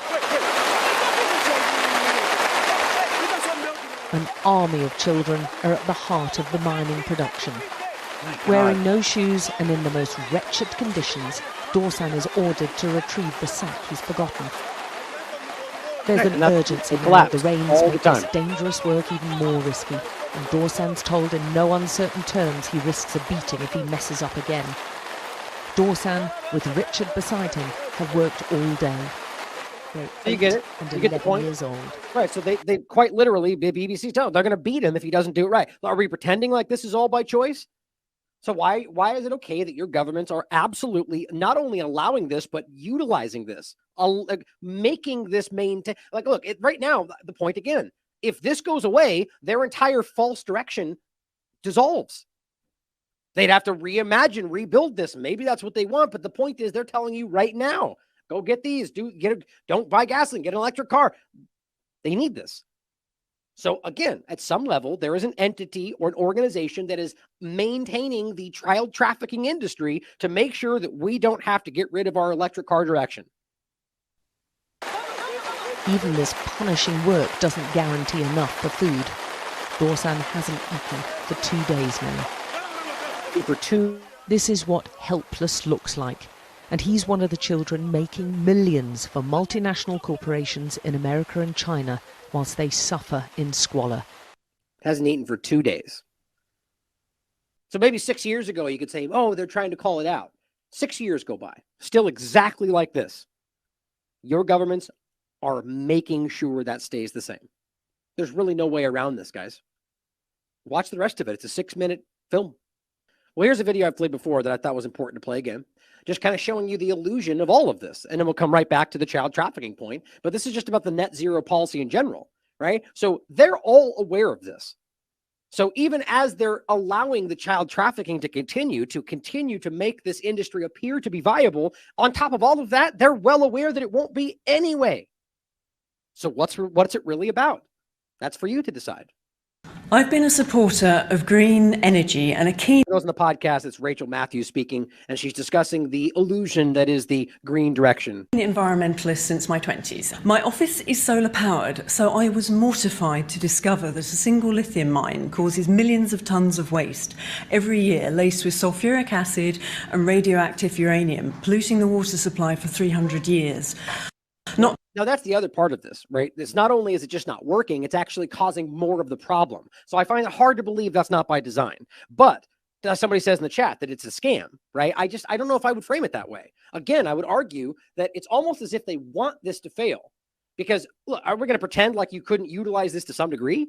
Like put up a couple of windmills, like make some for some purposes that might alleviate the problem where it's most concerning, and then work on this to make sure that it actually is something we can make viable in the next 20 years. In no way am I saying force on anybody. You should be able to drive a gas car for the rest of your life if you want to. My point, though, is that it seems almost as if there's another factor here, which that's kind of the point we're getting at, that drives this. Maybe it's the reverse situation. Maybe it's about maintaining the child trafficking industry and making sure they have a reason to. I don't know. But at the end of the day, it's the way it's being framed. Not that the technology can't be utilized in some way, but they pretend like we have to circumvent. We're just going to kick out all of this and put this right in place on the back of children. That's what they're basically saying without saying it. To mention the unacceptable human costs with child labour to mine cobalt. When I researched which solar panel to purchase, I did not for 1 minute consider it would be made by people trapped in razor wire enclosed labour camps, being exposed to large quantities. Only China in this clip, but it's, I mean, as far as I can tell, based on the numbers, China and the US are equally involved in this. Quantities of quartz dust, which causes silicosis. Please note that the Ethical Consumer Organisation report that it is hard to avoid forced labour in the solar panel supply chain. Wind turbines, which last about 20 years, consume a colossal amount of resources and energy to manufacture and install, not to mention the blight and bird kill. They require diesel engines to start them up and then gallons of oil to lubricate, and they can't readily be recycled. Solar panels are also extremely difficult to recycle, costing more than the production of the panel. And lithium batteries pose steep challenges too. Add to that the human suffering, which we've all unwittingly been part of just by owning a laptop or mobile phone, which is minimal compared to what's required for an EV or solar farm. These so-called green or ethical solutions aren't solutions at all. Just very good marketing from the $1.5 trillion a year climate change industry. That's $4 billion a day, by the way. None of us can undo what's already been done, but what we can all do is make sure this doesn't escalate exponentially with fleets of unnecessary EVs and acres of solar farms eating up our precious farmland. Well, what's interesting about that is, I mean, it's people sitting around that table with her are more than likely already dismissing what she's saying because they've drunk the Kool-Aid, and that's how a lot of these people are. Where you're automatically a conspiracy theorist if you say facts. This doesn't matter. Science, who cares? We already know the truth because we're absolutely certain. Just like everything else, COVID, whatever else, right? But the point is that she's literally laying this out. And so at some level, somebody knows that. They know that they're pushing something that's not viable. So I don't think the people in that room are aware of that or even able to make a difference in regard to the way it goes. But at some level, somebody must know that. So that's the real point I want us to think about is what's the goal here, right? So if they know it's not going to succeed, why are they pushing it? It can't be because they're under the illusion that it's going to be the future, right? So it's concerning to me. Now, back to the point. I just want to make sure we saw that this entire industry built on the back of slave labor, of child trafficking that nobody wants to talk about. Let's get into the actual numbers here. This Aussie 17 shares this, and here's the actual website. I mean, it's unreal.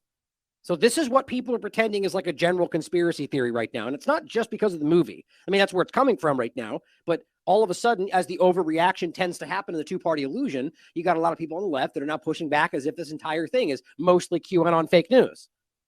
It's unbelievable. The global missing children statistics is absolutely bonkers, he wrote. 460,000 missing children in the U.S. every year. Like, wrap your mind around that. Almost 500,000 children a year, and we're worried about a few hundred you claim died from COVID, and even that was shown to be false. I mean, what is going on here? That's I mean, even I was aware of the problem, but you look at this again, you're going, I almost can't wrap my mind around that. Now, look, these are just individual discussions. I mean, okay, well, first of all, look at the overlap. Now, this is just a few of them. This website is the International Center for Missing Children, Missing and Exploited Children. Look at the difference between the locations. Australia, 20,000 reported missing every year. Just reported, by the way. Canada, 45,000. Germany, 100,000. Any of these are unbelievable. India, almost 100,000. Jamaica, 1,984. Russia, 45,000. Spain, 20,000. United Kingdom, 112,000. United States, 460,000 children. What? Doesn't anybody stand up and go, hold on a minute? I mean, we're looking at locations with, in some ways, I mean, look, India, for example. Let's not pretend this is a population thing here, guys. 96,000 compared to 460,000. There is something wrong in this country. People like Tim Ballard, who's been speaking about this, as we told you before, for a while now. He's been pointing this out. Nobody wants to hear it. The point is ultimately that this is unacceptable. 200,000 a year. How is that possible without more discussion when you have an entire industry built on this exact discussion? And that's just one part of this. We've talked about the Epstein conversation. We've talked about the reality of the fact that there are people that facilitate to the disgusting proclivities of those in power. It's not hard to see.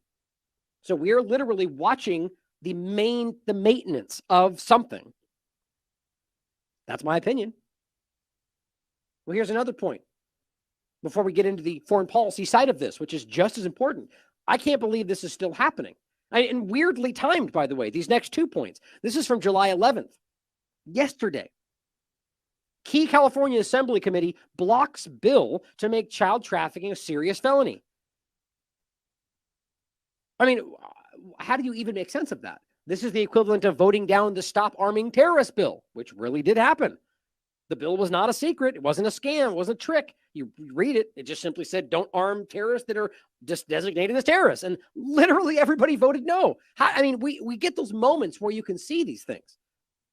So in California, they're blocking a bill to make child trafficking a serious felony. Simple as that. The measure was halfway through the state's legislative process, having cleared the state Senate unanimously with broad bipartisan support. None of the 6 Democrats on the Assembly Public Safety Committee were willing to cast a vote on the measure Tuesday. Republican Assemblyman Juan Annalis and Tom Lackey were the bill's only yes votes. Following the vote, those in the audience could be heard yelling, "You're horrible. You should be ashamed of yourselves." Human trafficking victims embraced and sobbed in the front of the dais. That's the story. I mean, how do you argue voting no on that makes any sense? Because politics. Now, I'm not saying it could very well mean that somebody involved with this is aware of some bigger agenda. Quite frankly, I think it's because these key California Assembly members are absolutely wildly ignorant, that don't know what's going on in the world and believe their own BS. They're just as lost as the person on Twitter screaming about vaccine saving people. I really believe that for a lot of these people who aren't really making decisions at the end of the day. So they would stand up and see this as a QAnon talking point. They would see this as the right trying to criminalize immigration from the border. That's how this is being framed. And maybe there is an overlap to that. But at the end of the day, what happens? Well, child trafficking continues to be not a serious. I mean, how do you make sense of that? Here's another example. Well, by the way, this has been circulating all day. And as usual, there's a lot of these that are misrepresenting what actually happened. We've got to be careful with all these rising up, quasi-independent platforms that are weirdly funded all of a sudden. You'll find a lot of this. Now, here's this one. DOJ removes all mention of minors. Not true. I'll show it to you next. If there's something to change, and I'll show you what changed, but you can see it right here. It still says child sex trafficking. Here's the updated version, child sex trafficking. So pretty sure you didn't remove all mention of minors when it says child sex trafficking on the current page. The point is this gets a lot more attention, and that's how this works. So remember the names, remember the platforms, and remember how they almost to the detriment of the truth come in with the story and give you half truth, because then it allows people to dismiss the point, which is that they did change this document. This is one that Ben shared. This, I forget. I'm just going to make this point. This article headline isn't necessarily untrue. Biden's DOJ removes international sex trafficking of minors in quotes because what they did is remove a certain section as an area of concern. But the way the title reads, it makes you think the entire page is removed. These things aren't by accident. I don't normally call it directly, but I'll tell you right now, this Patrick Webb and the leading report or whatever the platform, they're rife with aggressive misrepresentation. I keep seeing it from that person in particular, and they're exploding right now. Their platform, they've huge following on Twitter and elsewhere. I repeatedly point these things out where I keep seeing them frame things as at the very least half the truth. Just wanted to point that out for people. Now here is what actually changed. Now what you'll notice is the last time it was updated was May 28, 2020. Now weirdly before that, which was what I guess Trump updated it, I don't really notice a difference. I went through it line by line, but it does say that it was updated May 28th. What I have highlighted is what was removed. Very weird. Now, despite what I just said, in addition to that, I don't find this to be nothing. Like I'm actually kind of blown away this was done. But even within that, it's important to frame it honestly for the very reason I just made. What's even more alarming to me is that people would push back on that. Right? I mean, that happens all day. We all know that today. Don't you think it's more important? No, stop. I don't. The truth is more important than we need to be accurate. Arguing that Tate's half-truths are helping reach some people, that's the false dichotomy. They want you to take that. Why would we accept half-truth anywhere? Fight for the truth, guys. That's the important part. Anyway, so here it was before this. Here it is today, as of May 12th, 2023. Now, this is the only two things that were added on top of that to this. But look at what they removed. First of all, they removed this quote, which I'm not saying, it's just a quote about how this affects children. It's weird they would remove it. But they removed this section, first of all. It says, after cultivating a relationship with the child and endangering a false sense of trust, the trafficker will begin engaging the child in prostitution and use physical, emotional, and psychological abuse to keep the child trapped in a life of prostitution. It seems that they weirdly seem to be focused, as far as I can tell, on the overlap of prostitution. Interestingly, again, I'm not trying to make too much of this, just come to mind, Tate's redefinition, it's about making money for somebody, even though, you remove prostitution from it, maybe that makes sense. It is common for traffickers to isolate victims by moving them far away from friends and family, altering their physical appearances, or continuously moving them to new locations. Victims are heavily conditioned to remain loyal to the trafficker and distrust law enforcement. Now, why would you remove that? I mean, really ask yourself that. Safe place to sleep. No child is immune. No child is immune. Safe place to sleep. They just pulled that out. Now, you can decide for yourself, but I do find that very strange. Then, here's what they're getting at. International sex trafficking minors. So they did technically remove this section, which is titled that, but you can get my point, right? To frame it this way makes it sound like they just took it off the web, which is how I read it too. And oh man, that's crazy. But that aside, it is still also very concerning to me. Here's what it says. I'm not going to read the whole thing, but one form of sex trafficking involves the cross-border transportation of children. So essentially, they remove the idea of trafficking children across borders. Now, why? Now, you can read this, and it generally puts the point out about what trafficking is, but ask yourself why. My guess is we're going to see this become more relevant as things progress. But they also remove domestic trafficking of minors, which is the whole point about how it's rampant, almost more so than almost anywhere else in the United States. That does seem to make sense to me. They don't want you to see that. And then, of course, the important part that this is about selling them for sexual engagement. They remove that too. I just find that very telling. Last but not least are a couple clips with Johnny Vedmore, Monica Pierce, and Steve Poikonen. All the way from Hoyles. Joined once again by my good buddy and a fantastic investigative journalist who is here to discuss what I read as they were coming out. I read them and then I reread it front to back as one series last night. Johnny Vedmore is here to talk about a fella named J. Stan Pottinger, a handful of his associates, some of whom I think you'll be familiar with. My dude, what's happening? Yo, what's going on? Hey, how's life? Well, I have few complaints, my friend. I do. I have few complaints. Oh God. You have few complaints, or you have a few complaints? No. I have few. I have very little to complain about in the grand scheme of things. So I take it from that then you have complaints. I have a couple. There's a bone I would like to pick with the Chicago Blackhawks general management. There's, I think that though most of the things that are within my element that I can control have a pretty good handle on, and that's new. That's new. Good. Yeah, that's good, Steve. That's good. Yeah. Good to hear. I'm glad to see you again. Glad to speak to you. Glad to be on the show.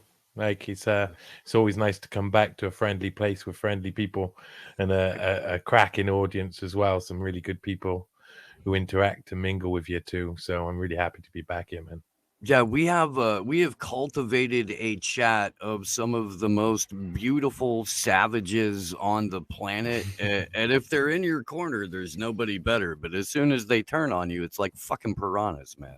I know. All potential piranhas you are, you watchers. You listening? That's what Steve's saying. Which one of you is it gonna be? Who's gonna turn on us and bring us down? Hey, listen, there's splits all over the place. It's the way it works. Eventually, we'll say something that'll annoy someone who we love. That's the way life works. Guaranteed. Before we get going on anything at all, I was doing the show that I do with my friends Sugar and Teal, where we just get like high as a Christmas moon and bullshit. I've seen it on a fair few occasions, yeah. And it came up last night. And I didn't know this.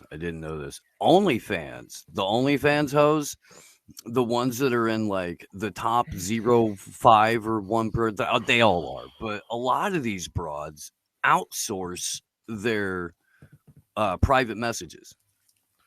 Oh, so yeah. That makes sense. Grab a guy on Fiverr to sort through all of the dick pics and rate the dicks. Hey, Nicole Youngkerman also grabs a guy on Fiverr to go through all of my search results to take me off Google. So same sort of thing, hose. What can you do? Right, hoes doing hoe shit is what it comes down to. But then that also means that they're like in charge of the humiliation requests and stuff like that too. Like, hey, buddy, what I want you to do is I want you to whip out your dick and then grab a brick and beat it with it. Like, it speaks to, I guess, a level of sort of disconnect and kind of the overall facade of the internet. We just need with especially with porn and sexual stuff, we just need to create in our head the illusion of the thing that turns us on for the process of being turned on to happen, and that doesn't have to be a direct thing. There's like things in between now. I know a girl who lives very close by. We go walking dogs together. She's also a professional wrestler, and she's a OnlyFans girl. I say she's an OnlyFans girl. She's not. She's a wrestler first and foremost, but she also does corn, I think you call it, where it's porn without any revealing anything and doing lots of naughty stuff that's on the edge of naughty, and that's the mind. The people who enjoy that have gone to those people, and the people who enjoy something else go to the other people, and the people who enjoy getting told to slam a brick on their penis go to the people who are going to tell them that. Whether it's actually the people who they're watching who are telling them that, it doesn't matter anymore. They just want someone to tell them, slam your penis with a brick right now, because that's what we want to see, and we'll video it, send it to us. I don't know. I don't think that anyone should ever be able to look at one of these OnlyFans chicks without seeing, like, I don't know, Juan from the tire shop moonlighting for a little extra cash. You know what I mean? I'm still going back and thinking, would you call it a dick brick pick or brick pick dick or dick brick pick if you hit your brick with a dick and you take a pick? How does it, or hit your dick with a brick? It's so confusing. I don't know what it would be called. I'm not sure. Maybe Ryan Long can help us out with this. I swear to God, right before we were going on, he put out this video about being an OnlyFans admin, because I guess this is now just part of the cultural zeitgeist. So let's see what this is all about. Oh, come on, I have a mute. I'm the guy who responds to your OnlyFans messages. Tell me what you want to do to me. I would love that. Yeah, when I decided to be a pimp on OnlyFans, I didn't realize that 90% of my job was going to be messaging dudes things that I want to do to them. I'm grabbing my breast, thinking of your hard c***. That's a go-to for me. Busy day today. There's a stack of dick ratings that I got to get to. I'm touching both my boobs. Would you want to touch my boobs? Cindy, I'm going to need those custom feet pics by 4 p.m. today. The pay pigs are getting hungry. I mean, these guys are losers. They're sexting with a guy all day. It's different if you're doing it for pimping purposes. I'm talking to this guy Brad right now. Believe me when I tell you, he is a freak. Ooh. Okay, I gotta take a little bit of a break.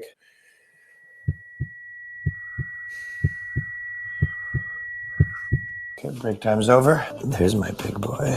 I print them out to make it more organized, so this is just a folder full of dongs. I did want to focus originally on just kind of the pimping part, but a lot of those girls are messes, so they can't really be trusted to respond to the messages, and they do pile up. Take 2 minutes. Just take one pic. Text it to me right now. Okay, fine. I'll see if we can wait till tomorrow. What do you mean you're in Saudi Arabia? Tell me these things before you go, Brittany. Well, listen, Jim's butthole pics aren't going to take themselves, so listen, I'm in the trenches. She hung up. Brienne, how's it hanging? Doyle here. Gonna need a custom titty pic with the word Darren written on them in lipstick by EOD today. Capiche? No, this is a custom order. We're talking top dollar. Do not screw this for us. I gotta be honest, it does screw with your brain a little bit. Last week I was at my cousin's baby shower and I just spent the entire time in the bathroom sexting with men. This guy thinks he's talking to Bella Thorne right now, actually. You know, it's an art. You really do have to get into character and believe that you are, in fact, a woman to make these pay pigs happy. This girl's a little bigger, so I'm just eating and thinking of you. I'm just taking bites out of a raw ham. The identity, it gets confusing. I've started to dissociate a bit. Last year at Christmas, my dad gave me a present, and I said, "Thank you, Daddy. You're adorable, sweetie." And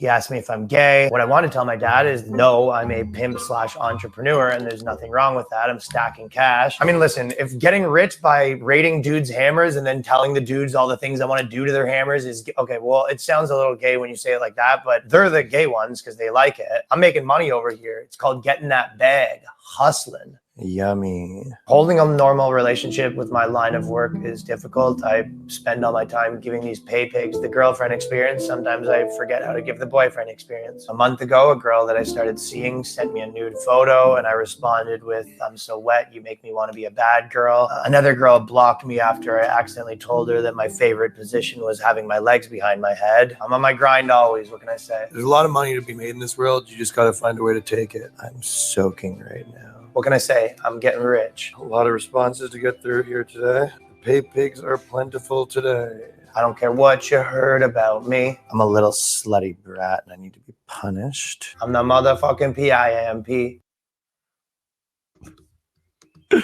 Oh, good times. Mm-hmm. Good. This is digital trans, isn't it? Really, you don't know if the person you're picking up online is actually a man or a woman. It's just it's becoming an everyday part of it, and eventually it won't be either. It'll be a robot.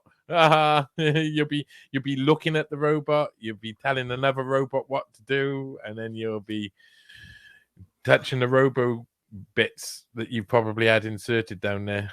If they can have Dr. Chatbot, if AI and algorithms can be assisting surgery at this point or giving ideas, if Harvard can have a chat GPT or a chatbot give a lecture, if churches around the world are having chatbot sermons, why not make at least the vast majority of your online dating experience entirely contained within an algorithmic framework? No harm, no foul, except for to your mental health and psyche. Yeah.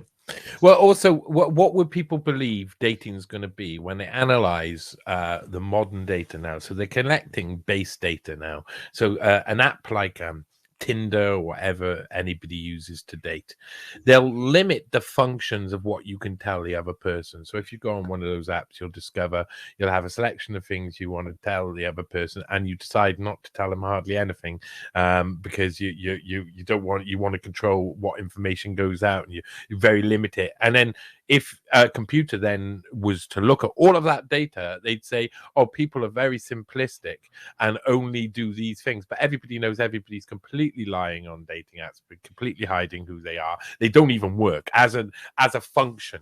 If you want to get a date and you go on a dating app, likelihood is you're not going to get to date.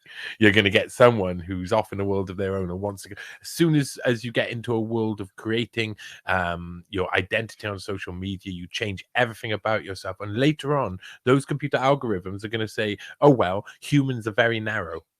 They do this and they do that. So that will work digitally. But in reality, I think when we see the first manifestations of AI, that's going to really come out, like AI's narrow idea of what humanity is, because humanity has made AI think it's narrow by not telling all of the truth about who they are and what they are, you know, and the sample, the things where they're going to get this data are very limited in what they're looking at. So it's not going to be right ever, is it? But they're going to tell us. I'm trying to think of few things more legitimately human than lying about who you are to try and get some pussy, especially if you're like a younger fella. So think about that. Yeah, if our behavior is going to train AI, then AI will lie to us about who it is. That's it. We'll hide all of its foibles, and you'll just have to, you know, it will still be in the first place, because that's the behavior we're programming these algorithms with. We're programming our limited behavior and our shy behavior. Shy, you know, we don't. People put out online as much as they want to, or as much as they feel comfortable with doing. But all of that is going to be dragnetted by like algorithms that are going to suck up the information and sort it out and try and make some sort of assumptions from that for when it next builds a program or a software, or when it's targeting people like you. And you can't stop that. But some people say that's why we should be programming it and telling it all of the information. But that's definitely the thing we should not be doing. It comes to a point where we should not be complying with these things as well. I kind of like the idea of what is supposed to be some sort of like AI overlord, but actually it's only trained on internet lies. yeah. You know what I mean? But So it's just, but it's going to tell you, the it's most going to like superficial and gaslighty takes on the planet, and anybody with 2 brain cells to rub together left is going to be like, oh, well, this is a bullshit. Anyway. But then they've dumbed loads of the population down to such an extent that you wouldn't be able to tell the difference between a dumb robot and an average human. So it makes sense to keep the robots pretty dumb too, so that humans don't realize how dumb they are, or how dumb they've got, how much has been taken out of education and stuff. This is how backwards it's all gotten, man. We're we're training dumb AI to take over, to be a dumb overlord, and at the same time, the company that makes the Instapot has to go bankrupt because it made a good product. Yeah, but this is always the way. I mean, it's all on gender based, and if your thing isn't part of the agenda, it's not going to work. That's the same when it comes down to like the theory of evolution or whatever. You know, when things enter into an old world, and the old world is protective, and now then it becomes really hard for anybody to get some air. But once it happens, then it's a generational change. So we see the last generation always denies that a generational change is coming as well, and then a caught like napping when it happens. You know, every I think this can be this is emblematic in like the fall of the Soviet Union, and like in 1989 and onwards, you had all these color revolutions happened. One by one, and that was kind of like the older generations was stale. It was, I mean, there was loads of CIA fuckery, CFR, bad actions behind policy pressure and all of this, but at the end of the day, it comes down to an old generation becoming stale and boring, and not admitting that the next generation is about to take over, and then not molding that in any type of way, or not having an effect of molding that. I think they've seen that enough times that now entities like the World Economic Forum and stuff plan ahead to make sure that by the time you get to the one stage where everything's about to you're about to see the rot start, that they reform and remold society constantly, so that no one can catch up with them, no one can stop them, and the agenda just keeps rolling. And it's basically the same agenda through every generation anyway. So it's like the new tech's going to come in, replace the old workforce, and that's it. And a new era has been created, a new generation of folk. Yeah. Well, and they seem to be getting it in myriad ways on this reset. If they can't get you with the fake pandemic, then they'll get you with the jabby jab. If they can't get you with the jab, they'll start a war in your country and conscript everyone 16 to 50.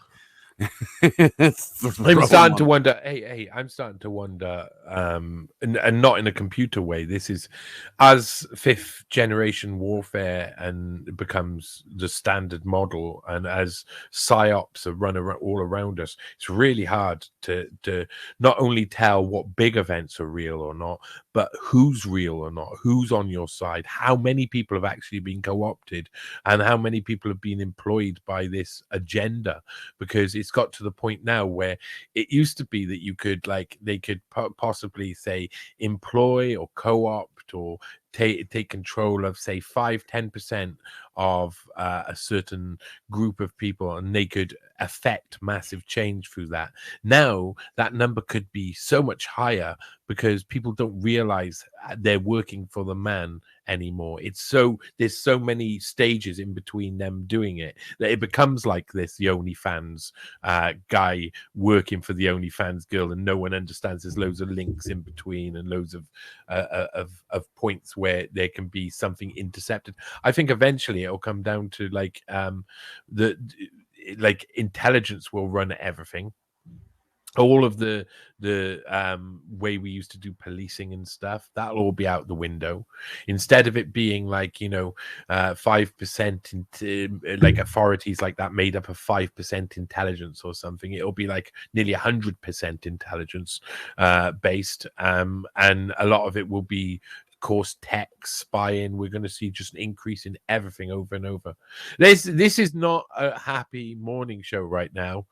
Well, we might not want to be talking about this unhappy subject. You know what, man? We had Danny Polishchuk on yesterday, who, by the way, you know this story, right? He got a defamation claim on that video that he did with you. Yeah. I must have mentioned Nicole. I must have mentioned the J word, the big yunk, and that's why but that's what they do. I mean, I've had so many videos pulled online. I've been so heavily censored that it's just like, wow, I'm just going to keep churning and churning and churning and churning, and I put them up in multiple platforms and keep going, and not look at what they're doing anymore, because what they're doing is so systematic and it's depressing. I remember when I was the first 3 interviews I went on Jason Bamas, only the last one, like when I first went on talking about NJ, only the last one stayed up because it didn't have her name anywhere in the title or anything. It said Wexner instead. But she's systematic. She gets people on the microtaskers, so like Fiverr and stuff. Someone contacted me from a microtasking site and said, listen, this younger woman, I've been working for this Youngkerman woman, and I've been going through each one of your search results and seeing if any relation, and seeing if it should be pulled down. And then someone else sent me a load. I lost contact with this person. I wish I could find contact with them again. They had sent me a load of requests that have been made by her legal team to have things pulled down. It seems to be in specific countries as well. She wants to control the narrative in France, Spain, Netherlands, Germany, and Britain. She stood down from her interest in Britain soon after and disappeared over to the continent. I think there's a reason behind that, obviously. But now she's in real trouble because she has entered it. Basically, she was behind a satellite array project that was bought out by SpaceX. So now she's involved in SpaceX and with Elon Musk. So she's trying her best to, I mean, it's amazing. You go to Google and put in Nicole Youngkerman, and then go to DuckDuckGo and put in Nicole Youngkerman. You'll already see it's so polished. She's so careful about her image. She projects that out in her career as well. And the fact 1995 onwards, she was a model, like for elite models and stuff. She was very much all about her image. That was at the same time Naomi Campbell was in the same firm, and of course Epstein used to fly all around the place with with Naomi Campbell at the same during the same period. He was flying around with Nicole Youngkerman on 2 occasions as well. So that's why Danny had that. I went on his show and just had a really good conversation. But you never know where they're going to hit, because it's these microtaskers who are looking through and looking for it and then having it pulled down. Can't do anything about it.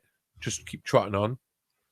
It's wild too, and it's extra wild because he's a fucking comic. I know, and they don't. Hey, they don't actually take me on directly. They don't take me on in court or anything. She hasn't actually like. I once received a bill for her fee to pay her legal fees for a Berlin regional court once, and I was like, what the hell are you? You're off in a world of your own, people. But you know, she's never directly. I'm thinking of doing that in Britain.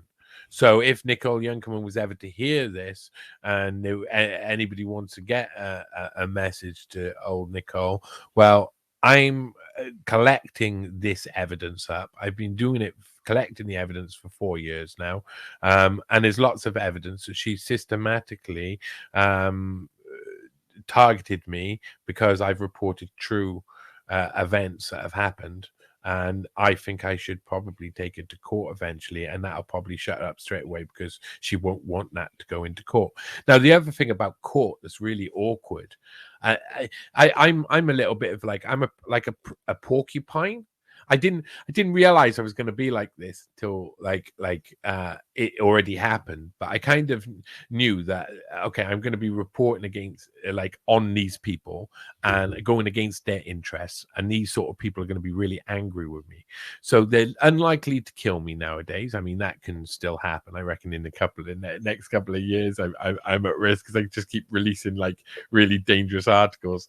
But they're probably not going to knock me off. They don't want to focus on me by attacking me publicly, because then people will read my work and realize that the work is shit hot, and it's just I don't even see it as my work to an extent, because I am just a collector of facts that I put down in chronological order and source them. That's all I do, really, and then I put a tiny bit of opinion at the end. So I don't even see. I see it like I'm bringing all of this list without putting my own values on top of it, so people can get a clear impression of what's actually going on. I'm telling the story, and then I'm also stepping away and saying, well, I don't know what I think about this or what I think about that, and getting to discuss it with everybody. That's kind of what I do. But I'm really prickly now, because if they were to attack me in court, I'd start entering things into court, and there's especially in America,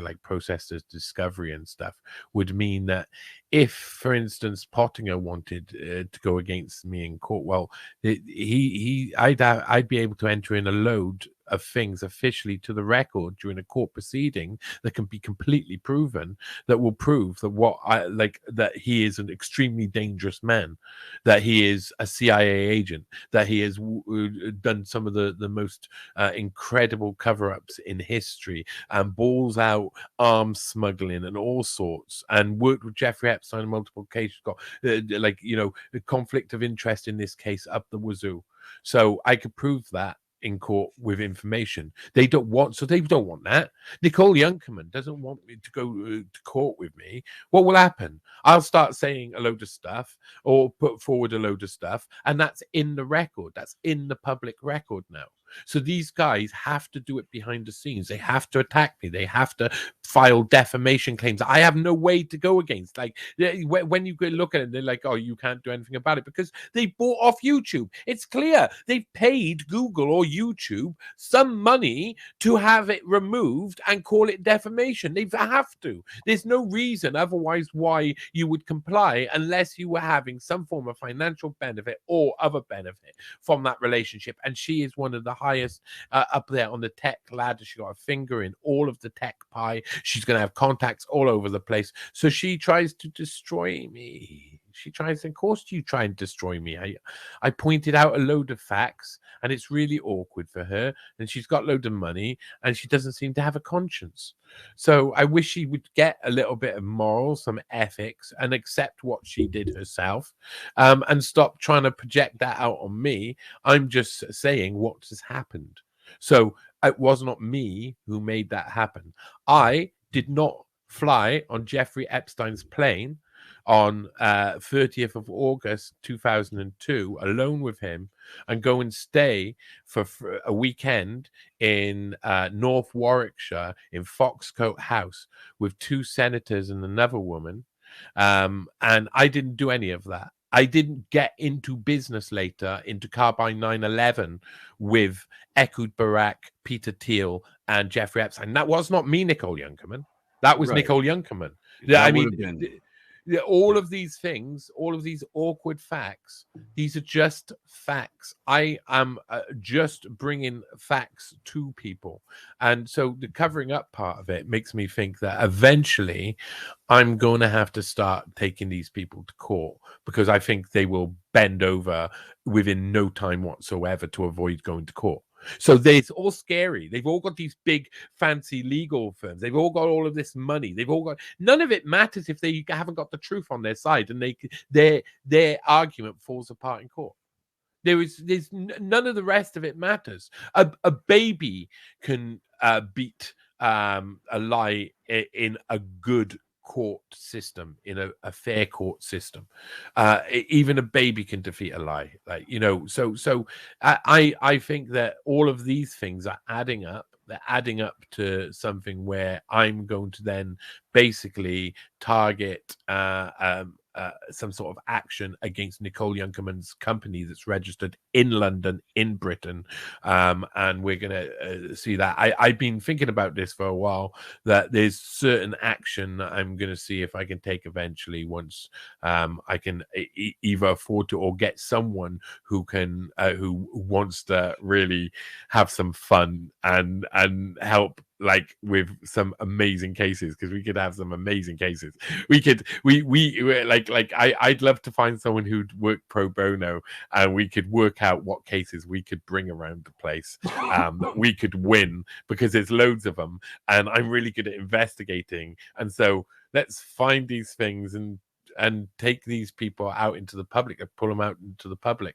So that at the moment, all of that stuff is them just hiding, veil, little blanket, hiding under a blanket. Nicole Younkerman hiding under a blanket. Ooh, quick, have it taken down. And I'm sorry, but this will be taken down if it's up on YouTube. Sorry, Steve. Oh, none of this shit ever sees YouTube, my friend. Good. They won't let us anywhere near it anyway.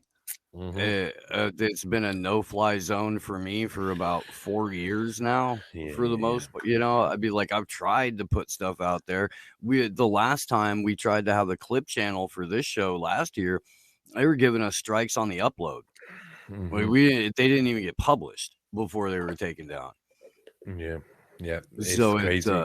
it's I'm investigating something to do with that. I'm investigating. Let me just say, it's a hard one to talk about at the moment, but there's many methods in which YouTube uses to hide people and censor people. And, you know, with Twitter, they had to have a complicated algorithm being run out of the German Marshall Fund and the Alliance for Securing Democracy, running the Hamilton 68. They had to have this complicated algorithm that had to be updated and altered as it goes. Well, if people don't think that's happening on YouTube, they would be mad. That is definitely what's going on YouTube. What's going on is a complicated algorithm that is going to be set up in a way that makes it very unbalanced in certain areas. And once you work out how to expose that and show where the algorithm, I think people will be really surprised to hear the type of thing that gets censored. So it's trying to understand how to work out what route they take to censor. And I've talked with some people behind the scenes about that, and I've heard some information which is just mind blowing. And if true and verifiable, which might not be, I'm not saying it might not be true. I think it's true. I just don't think it's going to be easy to verify, and it'll make one hell of a story. But we'll have to see about that. Sorry. They had to either do it that way and keep him on their side, or kill him. So if, to the extent that he is actually dead, like, they had to choose that option second. But I remember the guy, was it Antonio Rodriguez, the butler? There was a guy who was a butler in his house.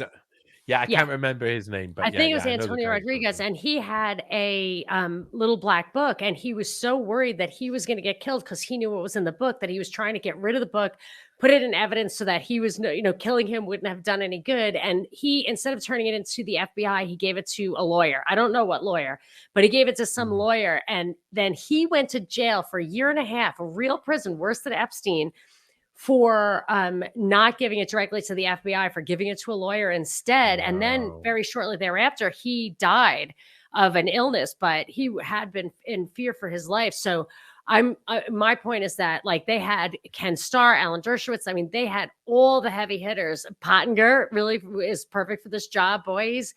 All in there to keep this quiet, not because they like Jeffrey Epstein or he was so powerful, but because so many other people were implicated. And as you said, which is super funny, was that, if I wanted to keep a low profile, I probably shouldn't have invited Clinton onto the jet.